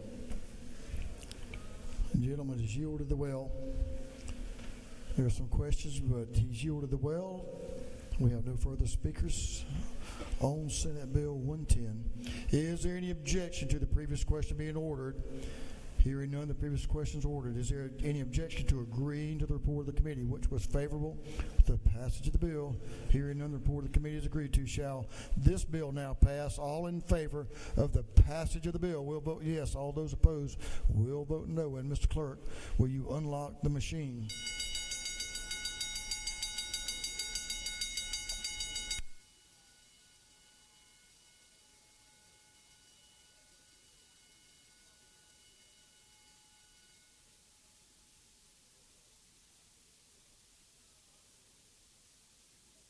Have all members voted? For what purpose is Representative Oliver rise? Parliamentary inquiry, Mr. Speaker. State your inquiry. Isn't it true, sir, that this bill arose from an incident in Mineral Bluff, Georgia, where a policeman chose to arrest a mother whose child was walking to school? DFACS had no interest in pursuing that case, but the policeman, I think, probably went across the line. But further inquiry, Mr. Speaker, doesn't this really change the definition of neglect and put the words imminent risk of harm into the standard that's going to make it more difficult for caseworkers to define neglect? Isn't that the real problem of this bill? I'm sure the lady has a firm understanding and of the situation that's set up and of the language, but I won't comment on what it may do. For what purpose is Representative Miller rise? Parliamentary inquiry. State your inquiry. Mr. Speaker, is it not true that parents who are accused of neglect often believe that they have not been neglectful? I'm sure that could be the case. Further question, Mr. Speaker. One more parliamentary inquiry. Is it not true that we trust law enforcement officers to make judgments every day on the street in a way that is consistent with their training and judgment, and this bill undermines that fundamental principle for reasons that have not yet clearly been shown on this floor and in the committee process today? I'm sure the lady probably believes that. Have all members now voted? If so, Mr. Clerk, will you lock the machine? On the passage of Senate Bill 110, the yeas are 100, the nays are 69. The bill having received the requisite constitutional majority is therefore passed. Mr. Clerk, will you read the caption of Senate Bill 119, 119? Senate Bill 119 by Senator Goodman, the 8th and others, to be entitled an act to amend subpart 1 of part 4 of Article 2, Chapter 2 of Title 8 of the Official Code of Georgia, annotated, relating to general provisions for manufactured or mobile homes, so as to provide for limited exceptions to circumstances under which a manufactured home shall become real property. This bill having referred to the Committee on Banks and Banking, that committee recommends that this bill do pass. Representative Leverett recognized to present Senate Bill 119. Chairman Leverett. Thank you, Mr. Speaker. Ladies and gentlemen of the House, Senate Bill 119 is identical to House Bill 377, which I sponsored and which passed this House on February 28 of this year by a vote of 166 to 0. If you require any further explanation, the bill has to do with simplifying the process by which a lender would take a security interest on a manufactured home and provide that if that home is later converted to real estate by the surrendering of the title, the security interest of the lender still is preserved. This is intended to make this area of lending more attractive to lenders and thus hopefully increase the activity in that space and help with workforce housing and other issues that we're having across our state. So we believe this is a good bill. You voted for it one time. I'm asking for you to just do it one more time for me for Senator Goodman and vote green on Senate Bill 119. Mr. Speaker, I will be glad to stand for any further questions. Representative Rhonda Taylor to your left is recognized for a question. Thank you, Mr. Speaker. The gentleman yield? Absolutely. Yes, ma'am. Can you share with me how a personal property is converted to real property? Yes, ma'am. That is a process that is somewhat unique to manufactured housing and mobile homes. So generally a mobile home or manufactured home is treated as movable property, and because it gets carried on the highways, it gets a certificate of title just like a car. And so if you make a loan on a mobile home when it's in that movable state, just like a car loan, the lender will take possession of the certificate of title and get placed on the title as the lien holder. When you site a mobile home on a piece of property, you can have the title surrendered, which converts that manufactured home from the legal category of personal property, which is movable, tangible property, to real property. And then there's different rules that govern how you would convey it, how you would sell it, how you would take it as collateral for a loan. But the process basically involves getting a certificate of permanent location and filing it with the clerk, then taking that and the certificate of title to the tax commissioner, and you surrender the certificate. So it's at that point sort of canceled, and the home is treated as part of the real estate. Do you further yield? Yes, ma'am. I'm surprised the lady doesn't regret the question at this point already, but I'm glad to continue answering. Your explanation is absolutely fine. I just want to make sure that we're clear that attaching the real property to the land is what's, attaching the personal property to the land is what's making it become real property. Well, it can, but so you have to do that as part of the process, but surrendering the title is a way to conclusively have the mobile home deemed to be real property. Okay, there's a lot of factual inquiry if you don't have that surrender of title procedure, and that's why it was derived to sort of get a conclusive rule for everybody. Well, the clarity is needed because in one of the areas that I do in the legal field is bankruptcy, and declaring this needed to be understood. Yes, ma'am. You know what we're talking about. Thank you so much for the question. The gentleman has one more question, if he'll yield. Yes, sir. Representative Al Williams is recognized for a question right down front. Thank you, Mr. Speaker. Will the gentleman yield? Absolutely, yes, sir. Is it not true that in the process of paying for, say, a mobile home, that you can have the mobile home foreclosed on and removed but not lose your property? Is that not so? Yes, sir. That's absolutely correct. Thank you. The gentleman has no further questions. Thank you, Mr. Speaker. Ladies and gentlemen, I ask your favorable consideration of Senate Bill 119, and I yield the well. Thank you. Good explanation. Thank you. Is there an objection to the previous question being ordered? Hearing none, the previous question is ordered. Is there any objection to agreeing to the report of the committee, which was favorable to the passage of the bill? Hearing none, the report of the committee is agreed to. Shall this bill now pass? All in favor of the passage of the bill will vote yes. All those opposed will vote no. And Mr. Clerk, will you unlock the machine?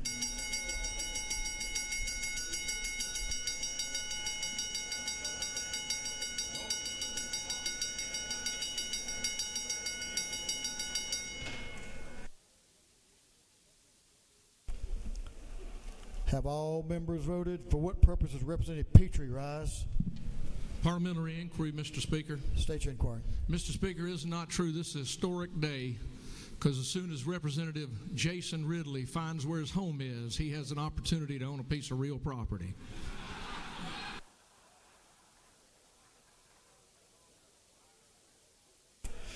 A man is where his heart is and where his home is. There's no doubt about that. Congratulations, Representative Ridley. Have all members now voted? All members voted this way, Mr. Clerk. Will you lock the machine?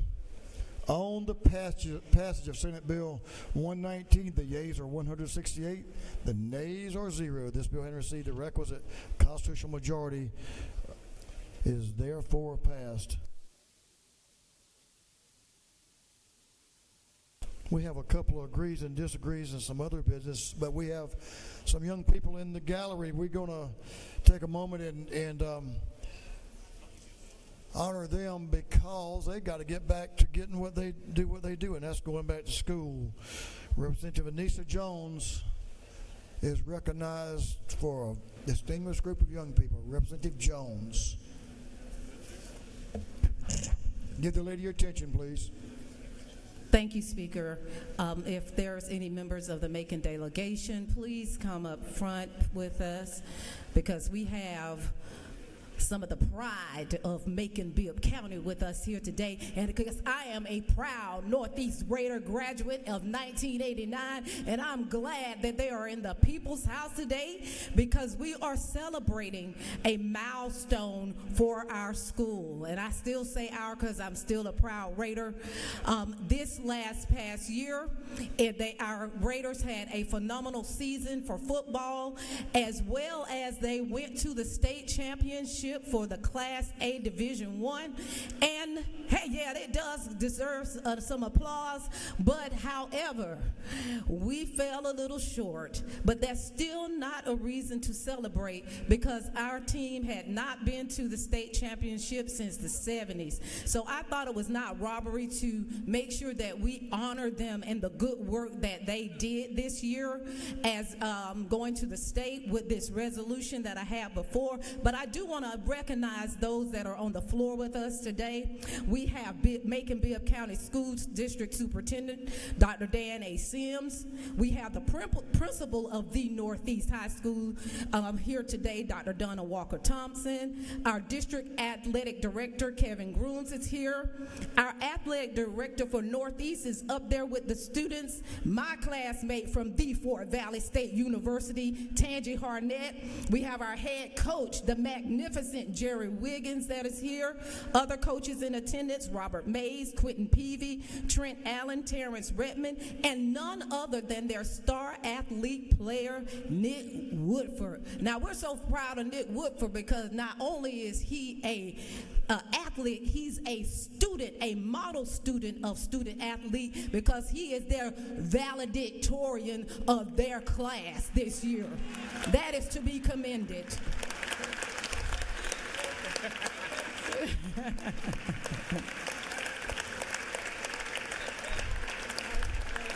So I want all those young people from the Northeast High School to stand up and receive your flowers while you are here, and and we're going to let you know that we love everything that you're doing to make us Raider proud. And with that, I yield the well. Awesome job. Awesome job. Congratulations. Good to have y'all in the People's House. Congratulations. Student athletes are the key to athletics. It's good to have you all with us. Thank you, Representative Jones.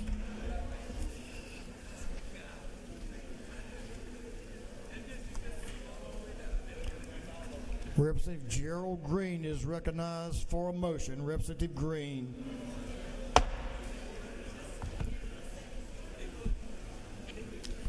Thank you, Mr. Speaker. I move that the House agree to the Senate substitute to House Resolution 97. Mr. Clerk, will you read the caption? House Resolution number 97 by Representative Green in the 154th authorizing the conveyance of certain state-owned property located in various counties in Georgia. Chairman Green is recognized to explain the Senate substitute to House Resolution 97. Thank you again, Mr. Speaker. Ladies and gentlemen of the House, I bring you House Resolution by substitute. This is the committee substitute that the Senate provided to House Resolution 97. They are adding two particular parcels to convey, and this is they just didn't get them in time over here for the House to take care of them, so the Senate took care of them over there in there. One of them is for Fulton County, the other is Sumter County, and those individuals that are affected by the substitute have been notified in their districts. And that's the gist of that particular part of House Resolution by substitute to House Resolution 97, and I ask that you vote for House Resolution 97. Gentleman has no questions. On the gentleman's motion that the House agree to the Senate substitute to House Resolution 97, all those in favor will vote yes. All those opposed will vote no. And Mr. Clerk, will you unlock the machines?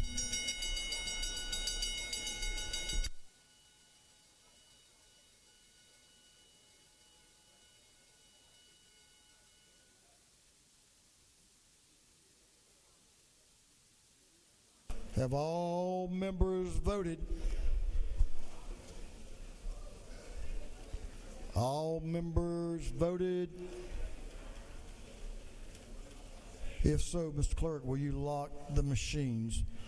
On the gentleman's motion that the House agree to the Senate substitute to House Resolution 97, the yeas are 162, the nays are 0, and the House has agreed to the Senate substitute of House Resolution 97. Chairman Green is recognized for another motion. Thank you, Mr. Speaker. It's a good feeling to go ahead and get these out of the way before that great day that's coming. I move, Mr. Speaker, and members of the House to agree to the Senate substitute to House Resolution 98. Mr. Clerk, will you read the caption?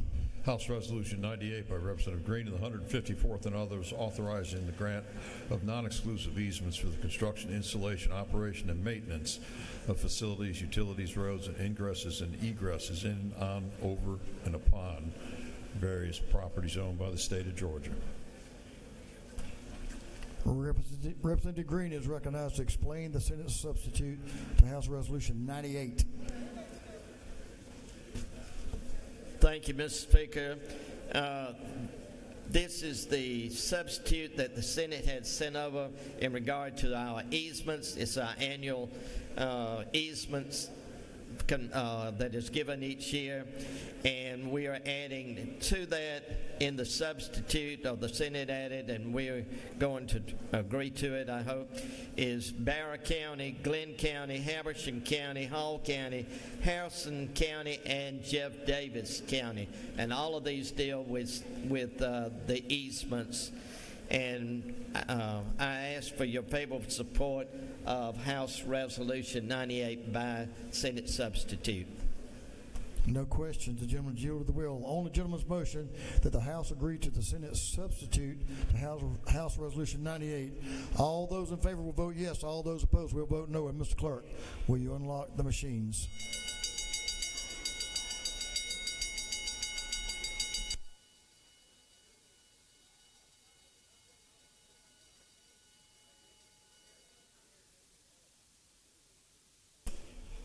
Have all members voted? All members voted? If so, Mr. Clerk, will you lock the machines? On the gentleman's motion, the yeas are 166 and nays are 0, and the House has agreed to the Senate substitute to House Resolution 98.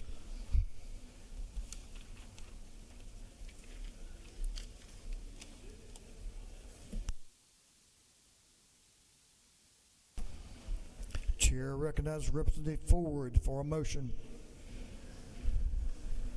Representative Ford is recognized. Speaker, colleagues, I'd like to make a motion to accept the Senate amendment to House Bill 55. You want to accept this Senate substitute. Mr. Clerk, will you read the caption?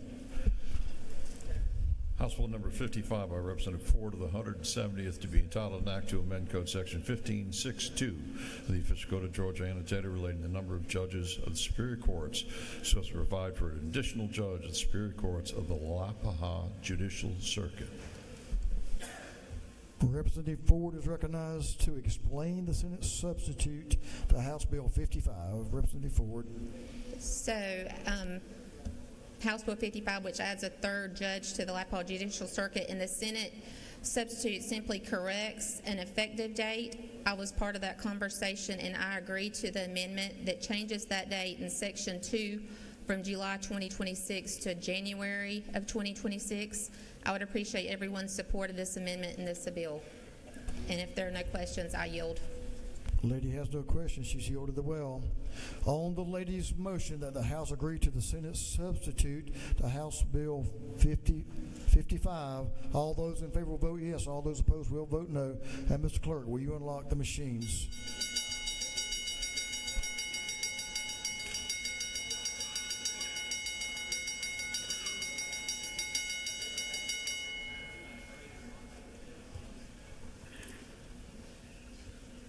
Have all members voted? All members voted? If so, Mr. Clerk, will you lock the machines? On the lady's motion, the yeas are 166 and nays are 0. The yeas 166 and nays 0. The House has agreed to the Senate substitute to House Bill 55.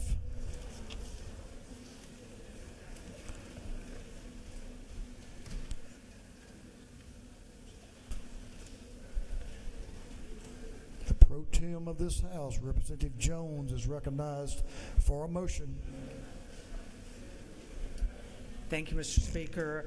I move that the House agree to the Senate substitute to House Bill 614. Mr. Clerk, will you read the caption? House Bill number 614 by Representative Jones, the 47th and others to be titled an Act to amend Code Section 2510-2 of the Official Code of Georgia annotated relating to prohibited fireworks activities and application of noise ordinances. Pro Tem Jones is recognized to explain the Senate substitute to House Bill 614. Thank you, Mr. Speaker. Members, this relates to the bill to provide a degree of protection for our small horse farms by allowing a local government to pass a local ordinance should they choose to prohibit the use of fireworks. The original bill was 100 yards. The Senate preferred allowing a local government the discretion up to 200 yards, and I agreed, and the bill passed 50-1 in the Senate. I'd ask for your favorable consideration. Thank you. The ladies yielded the well. On the ladies' motion, the House agreed to the Senate substitute to House Bill 614. All those in favor will vote yes. All those opposed will vote no. And Mr. Clerk, will you unlock the machines?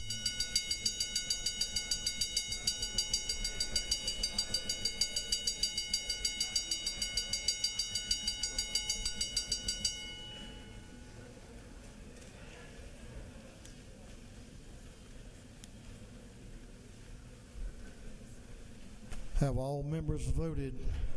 All members voted? If so, Mr. Clerk, will you lock the machine? On the lady's motion, the yeas are 168, the nays are 1, and the House has agreed to the Senate substitute to House Bill 614.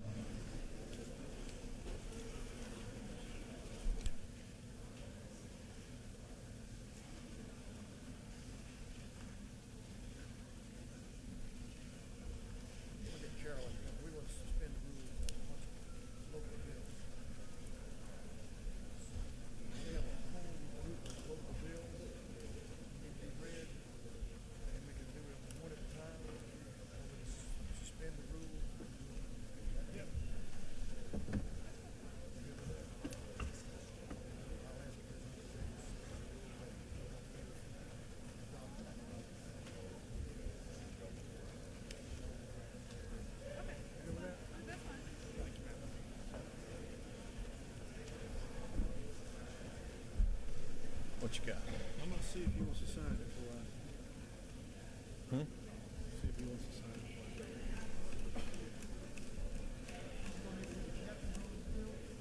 I. I will.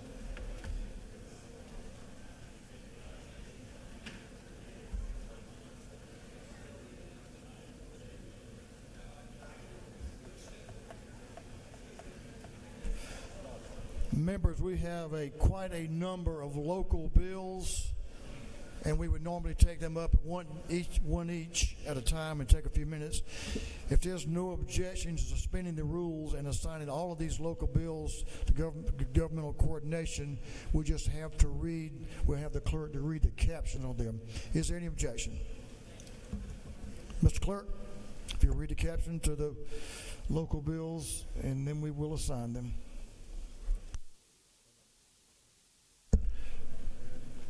Unnumbered House Bill by Representative Miles, the 126 to be entitled an act to authorize the assessment and collection of a technology fee by the probate court of Richmond County. Unnumbered House Bill by Representative Smith, the 70th to be titled an act to amend an act reincorporating providing a new charter for the city of Newman.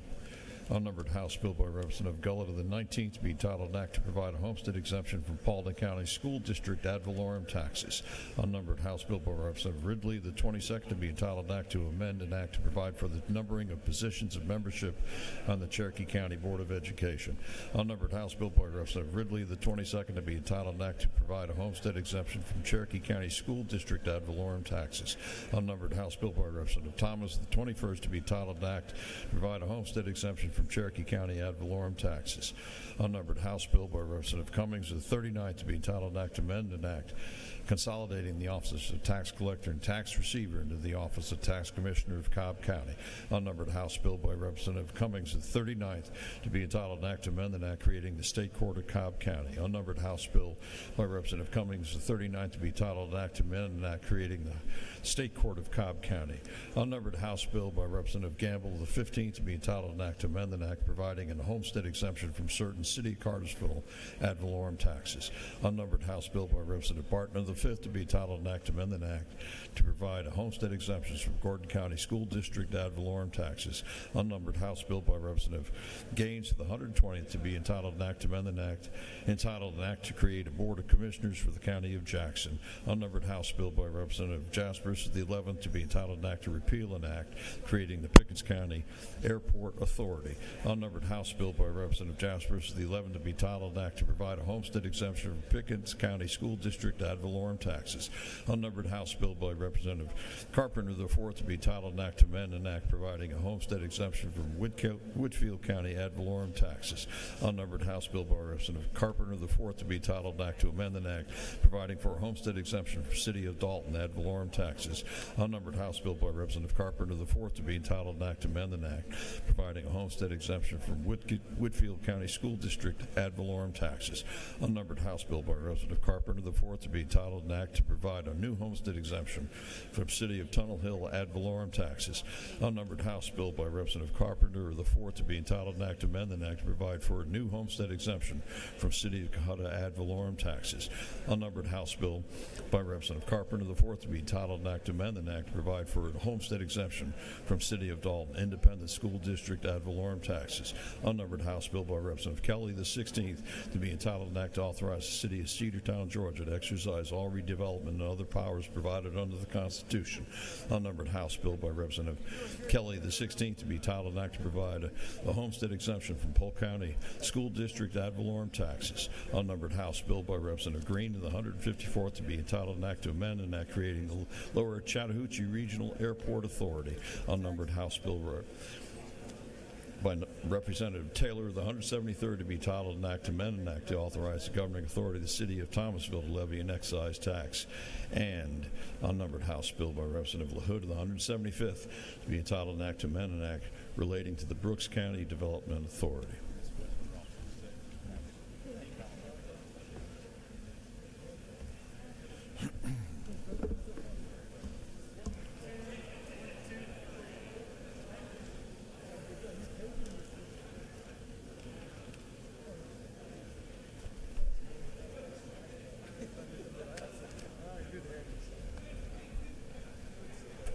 Thank you, Mr. Clerk. All these local bills will be assigned to intergovernmental coordination.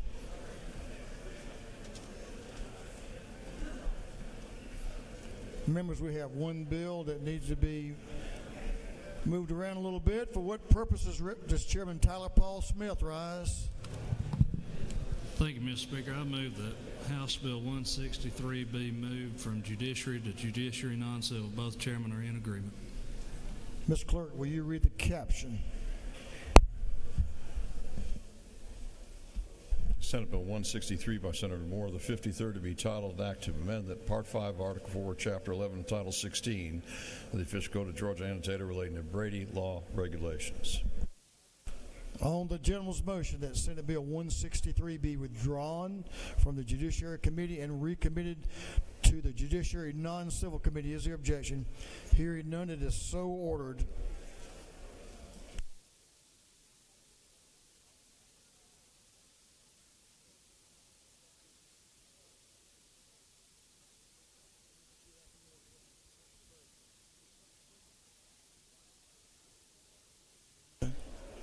We can do that.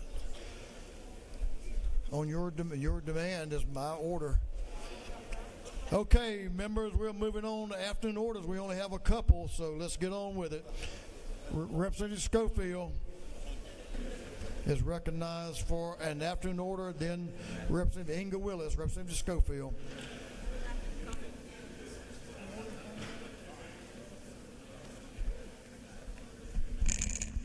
Thank you, Mr. Speaker. As members of the House, at a time when people are losing their jobs due to no fault of their own, or Georgia workforce remains a priority, I brought a new resource for you to help your constituents. Directly outside is the Goodwill. It's Goodwill of North Georgia. It's launching its first mobile career center. It's a bus outside. If you haven't had a chance to go in there and see it, go look at it. It really is amazing how they have digital job access, employment services, job training. They do soft skills, but they travel to you. So it's the Goodwill on wheels. They'll come to your district, put it outside a Walmart, a food bank, a community center. Bring it to your town halls. It's free, and they'd love to come to your district. Thank you, Mr. Speaker. I yield the will.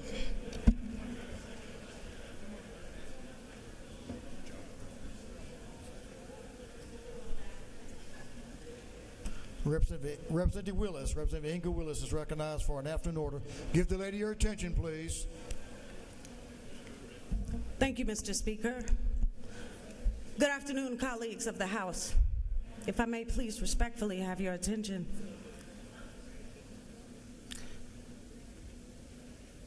I believe in a word called decorum. I believe in a word called civility. I believe in a word called respect. I believe in the word honor. I believe in the ancestors. I'm grateful for being the byproduct of people who operated by that sort of code. We are sent here by our constituents to represent them. There is inside the House behavior, how we treat one another, how we represent the needs of others who believe in us and give us their vote to represent their interests. Protocol requires that we not center ourselves in moments, but that we respect one another even though we may disagree. And I stand before you today to reaffirm that. I'm a black woman from the South. I respect what the Holocaust means, and I would never speak against it. Conversely, slavery shall not be mocked in this place, for it was built by its children, sons and daughters of the struggle. Me included, you included, most of us here today, because a court of law said we could be. We will not be mocked. We will not be duped. We will not be trinkets of negotiation. We will be colleagues. We will be respectful. We will make progress. We will move forward. Who we are in here versus who we pretend to be is all I want considered. And moving forward, it is my hope that we could have respect for one another as colleagues, and that we would not mock the very thing that made it possible for us to be here. And in so doing, don't hide your face. Bring it forth. Thank you, Mr. Speaker. I yield the will. That completes our afternoon orders. We'll move on to privileged resolutions. Mr. Clerk. Members will give the clerk your attention. He reads a caption to a group of privileged resolutions. Mr. Clerk. Honoring the life and memory of Caspin Ray's Tidwell Krantz. Honoring Jackson Hogshead for winning the 2024 GHSA Class 6A Individual Cross Country State Championship. Commending the Wilcox County Lady Patriots basketball team for winning the 2025 GHSA Class A Division II Girls Basketball State Championship. Recognizing and commending Grady Jarrett on the occasion of District 58 Day. Recognizing and commending the National Bond Incorporation Foundation, recognizing and commending Historic Norcross Business Association, recognizing and commending Kevin John on the occasion of District 58 Day, recognizing and commending Dondra Nicole on the occasion of District 58 Day, recognizing and commending Demetrius Williams on the occasion of District 58 Day, recognizing and commending Mr. Hankey on the occasion of District 58 Day, recognizing and commending Miguel Wilson on the occasion of District 58 Day, recognizing and commending Lorenzo Gordon on the occasion of District 58 Day, recognizing and commending the State Government Affairs Council upon its 50th anniversary, recognizing and commending Atlanta News First for its outstanding contribution to civic engagement, recognizing and commending Dana Fowle for her outstanding contributions to journalism, commending the Woodbine Public Library, congratulating the Bleckley County High School girls cross-country team for winning the 2024 Class 1A Division I State Cross Country Championship, recognizing and commending Beyond the Ribbon, congratulating the Bleckley County High School boys cross-country team for winning the 2024 Class 1A Division I State Cross Country Championship, recognizing and commending Paul Milken, feature reporter for Fox 5, recognizing and commending Marvin F. Billups, Jr., recognizing March 26, 2025 as Clayton County Day, honoring the life and legacy of Reverend Clarice Wyatt Bell Church and expressing condolences to her family and loved ones. Commending Brittany Tompkins, recipient of the 2025 Georgia Single Parent Legacy Builders Award. Recognizing and commending Alvin J. Copeland, congratulating the Georgia Southern University Clay Target team. Honoring and recognizing Mark Wasserman for its decades of service and leadership. Recognizing and commending the 2025 regular session temporary administrative assistants for the Georgia House of Representatives. Recognizing and commending Dr. Giovanni Shoemake. Commending Laura Ray, Berrien County's Teacher of the Year and 2026 Georgia Teacher of the Year Top 10 finalist. Recognizing and commending Reverend Anthony Maurice Booker. Recognizing and commending Alfonso Williams. Commending Ariel Shaw and Southern Crescent Women in Business upon their 2025 Small Business Conference. Recognizing and commending Scott Maxwell on the occasion of his retirement. Recognizing and commending Maureen Patton. Recognizing and commending Joseph Joey Brown on his outstanding public service. And for other purposes, that completes the reading of the privileged resolutions.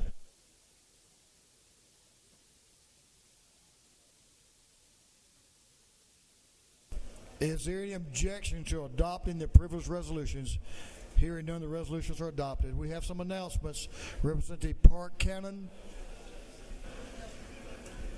give the lady in the well your attention. Thank you, Mr. Speaker. Today, our Georgia House Democratic Caucus will meet upon adjournment in Capitol Room 230 to continue our conversation. Please immediately leave the floor and head to Cap Room 230.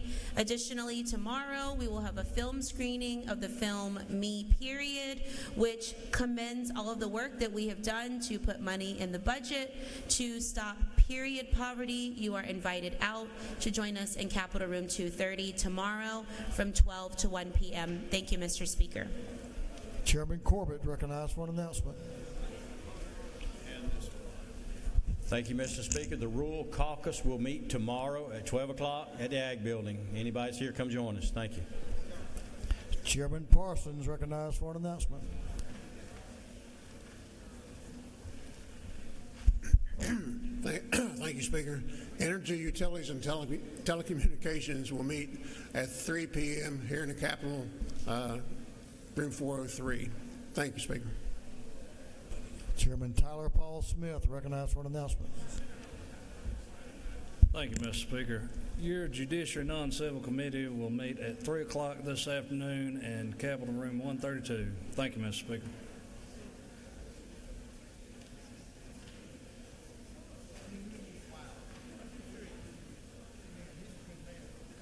Representative Bonner, Chairman Bonner is recognized for an announcement. Thank you, And Mr. friends. Speaker. Thank you, Mr. Speaker. I'm up here with the co-chair of the Georgia American Irish Legislative Caucus, and we have a meeting today in room 133 down here in the Capitol at 1 p.m. to discuss the caucus and then a trip to Ireland this summer. So if you please join us. Thank you. Awesome. Co-chairs. Great caucus. Chairman Gunther, recognized for an announcement.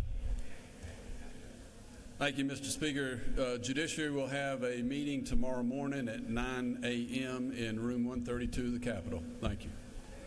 Chairman Dickey, recognized for an announcement. Thank you, Mr. Speaker. Agriculture and Consumer Affairs will have a meeting in the morning, 8 o'clock, 606 CLOB. Thank you. Thank you. Chairman Lumsden, recognized for an announcement. There will be a meeting of the Full House Insurance Committee tomorrow, 10 a.m., room CLOB 506. We have one measure to deal with. Thank you. Chairman Williamson, recognized for an announcement. Thank you, Mr. Speaker. There will be Majority Caucus lunch today in room 403. Thank you. Members, we all remember tomorrow is a committee day, so if your committees are meeting, you need to be here working. Need to be here in attendance and be working.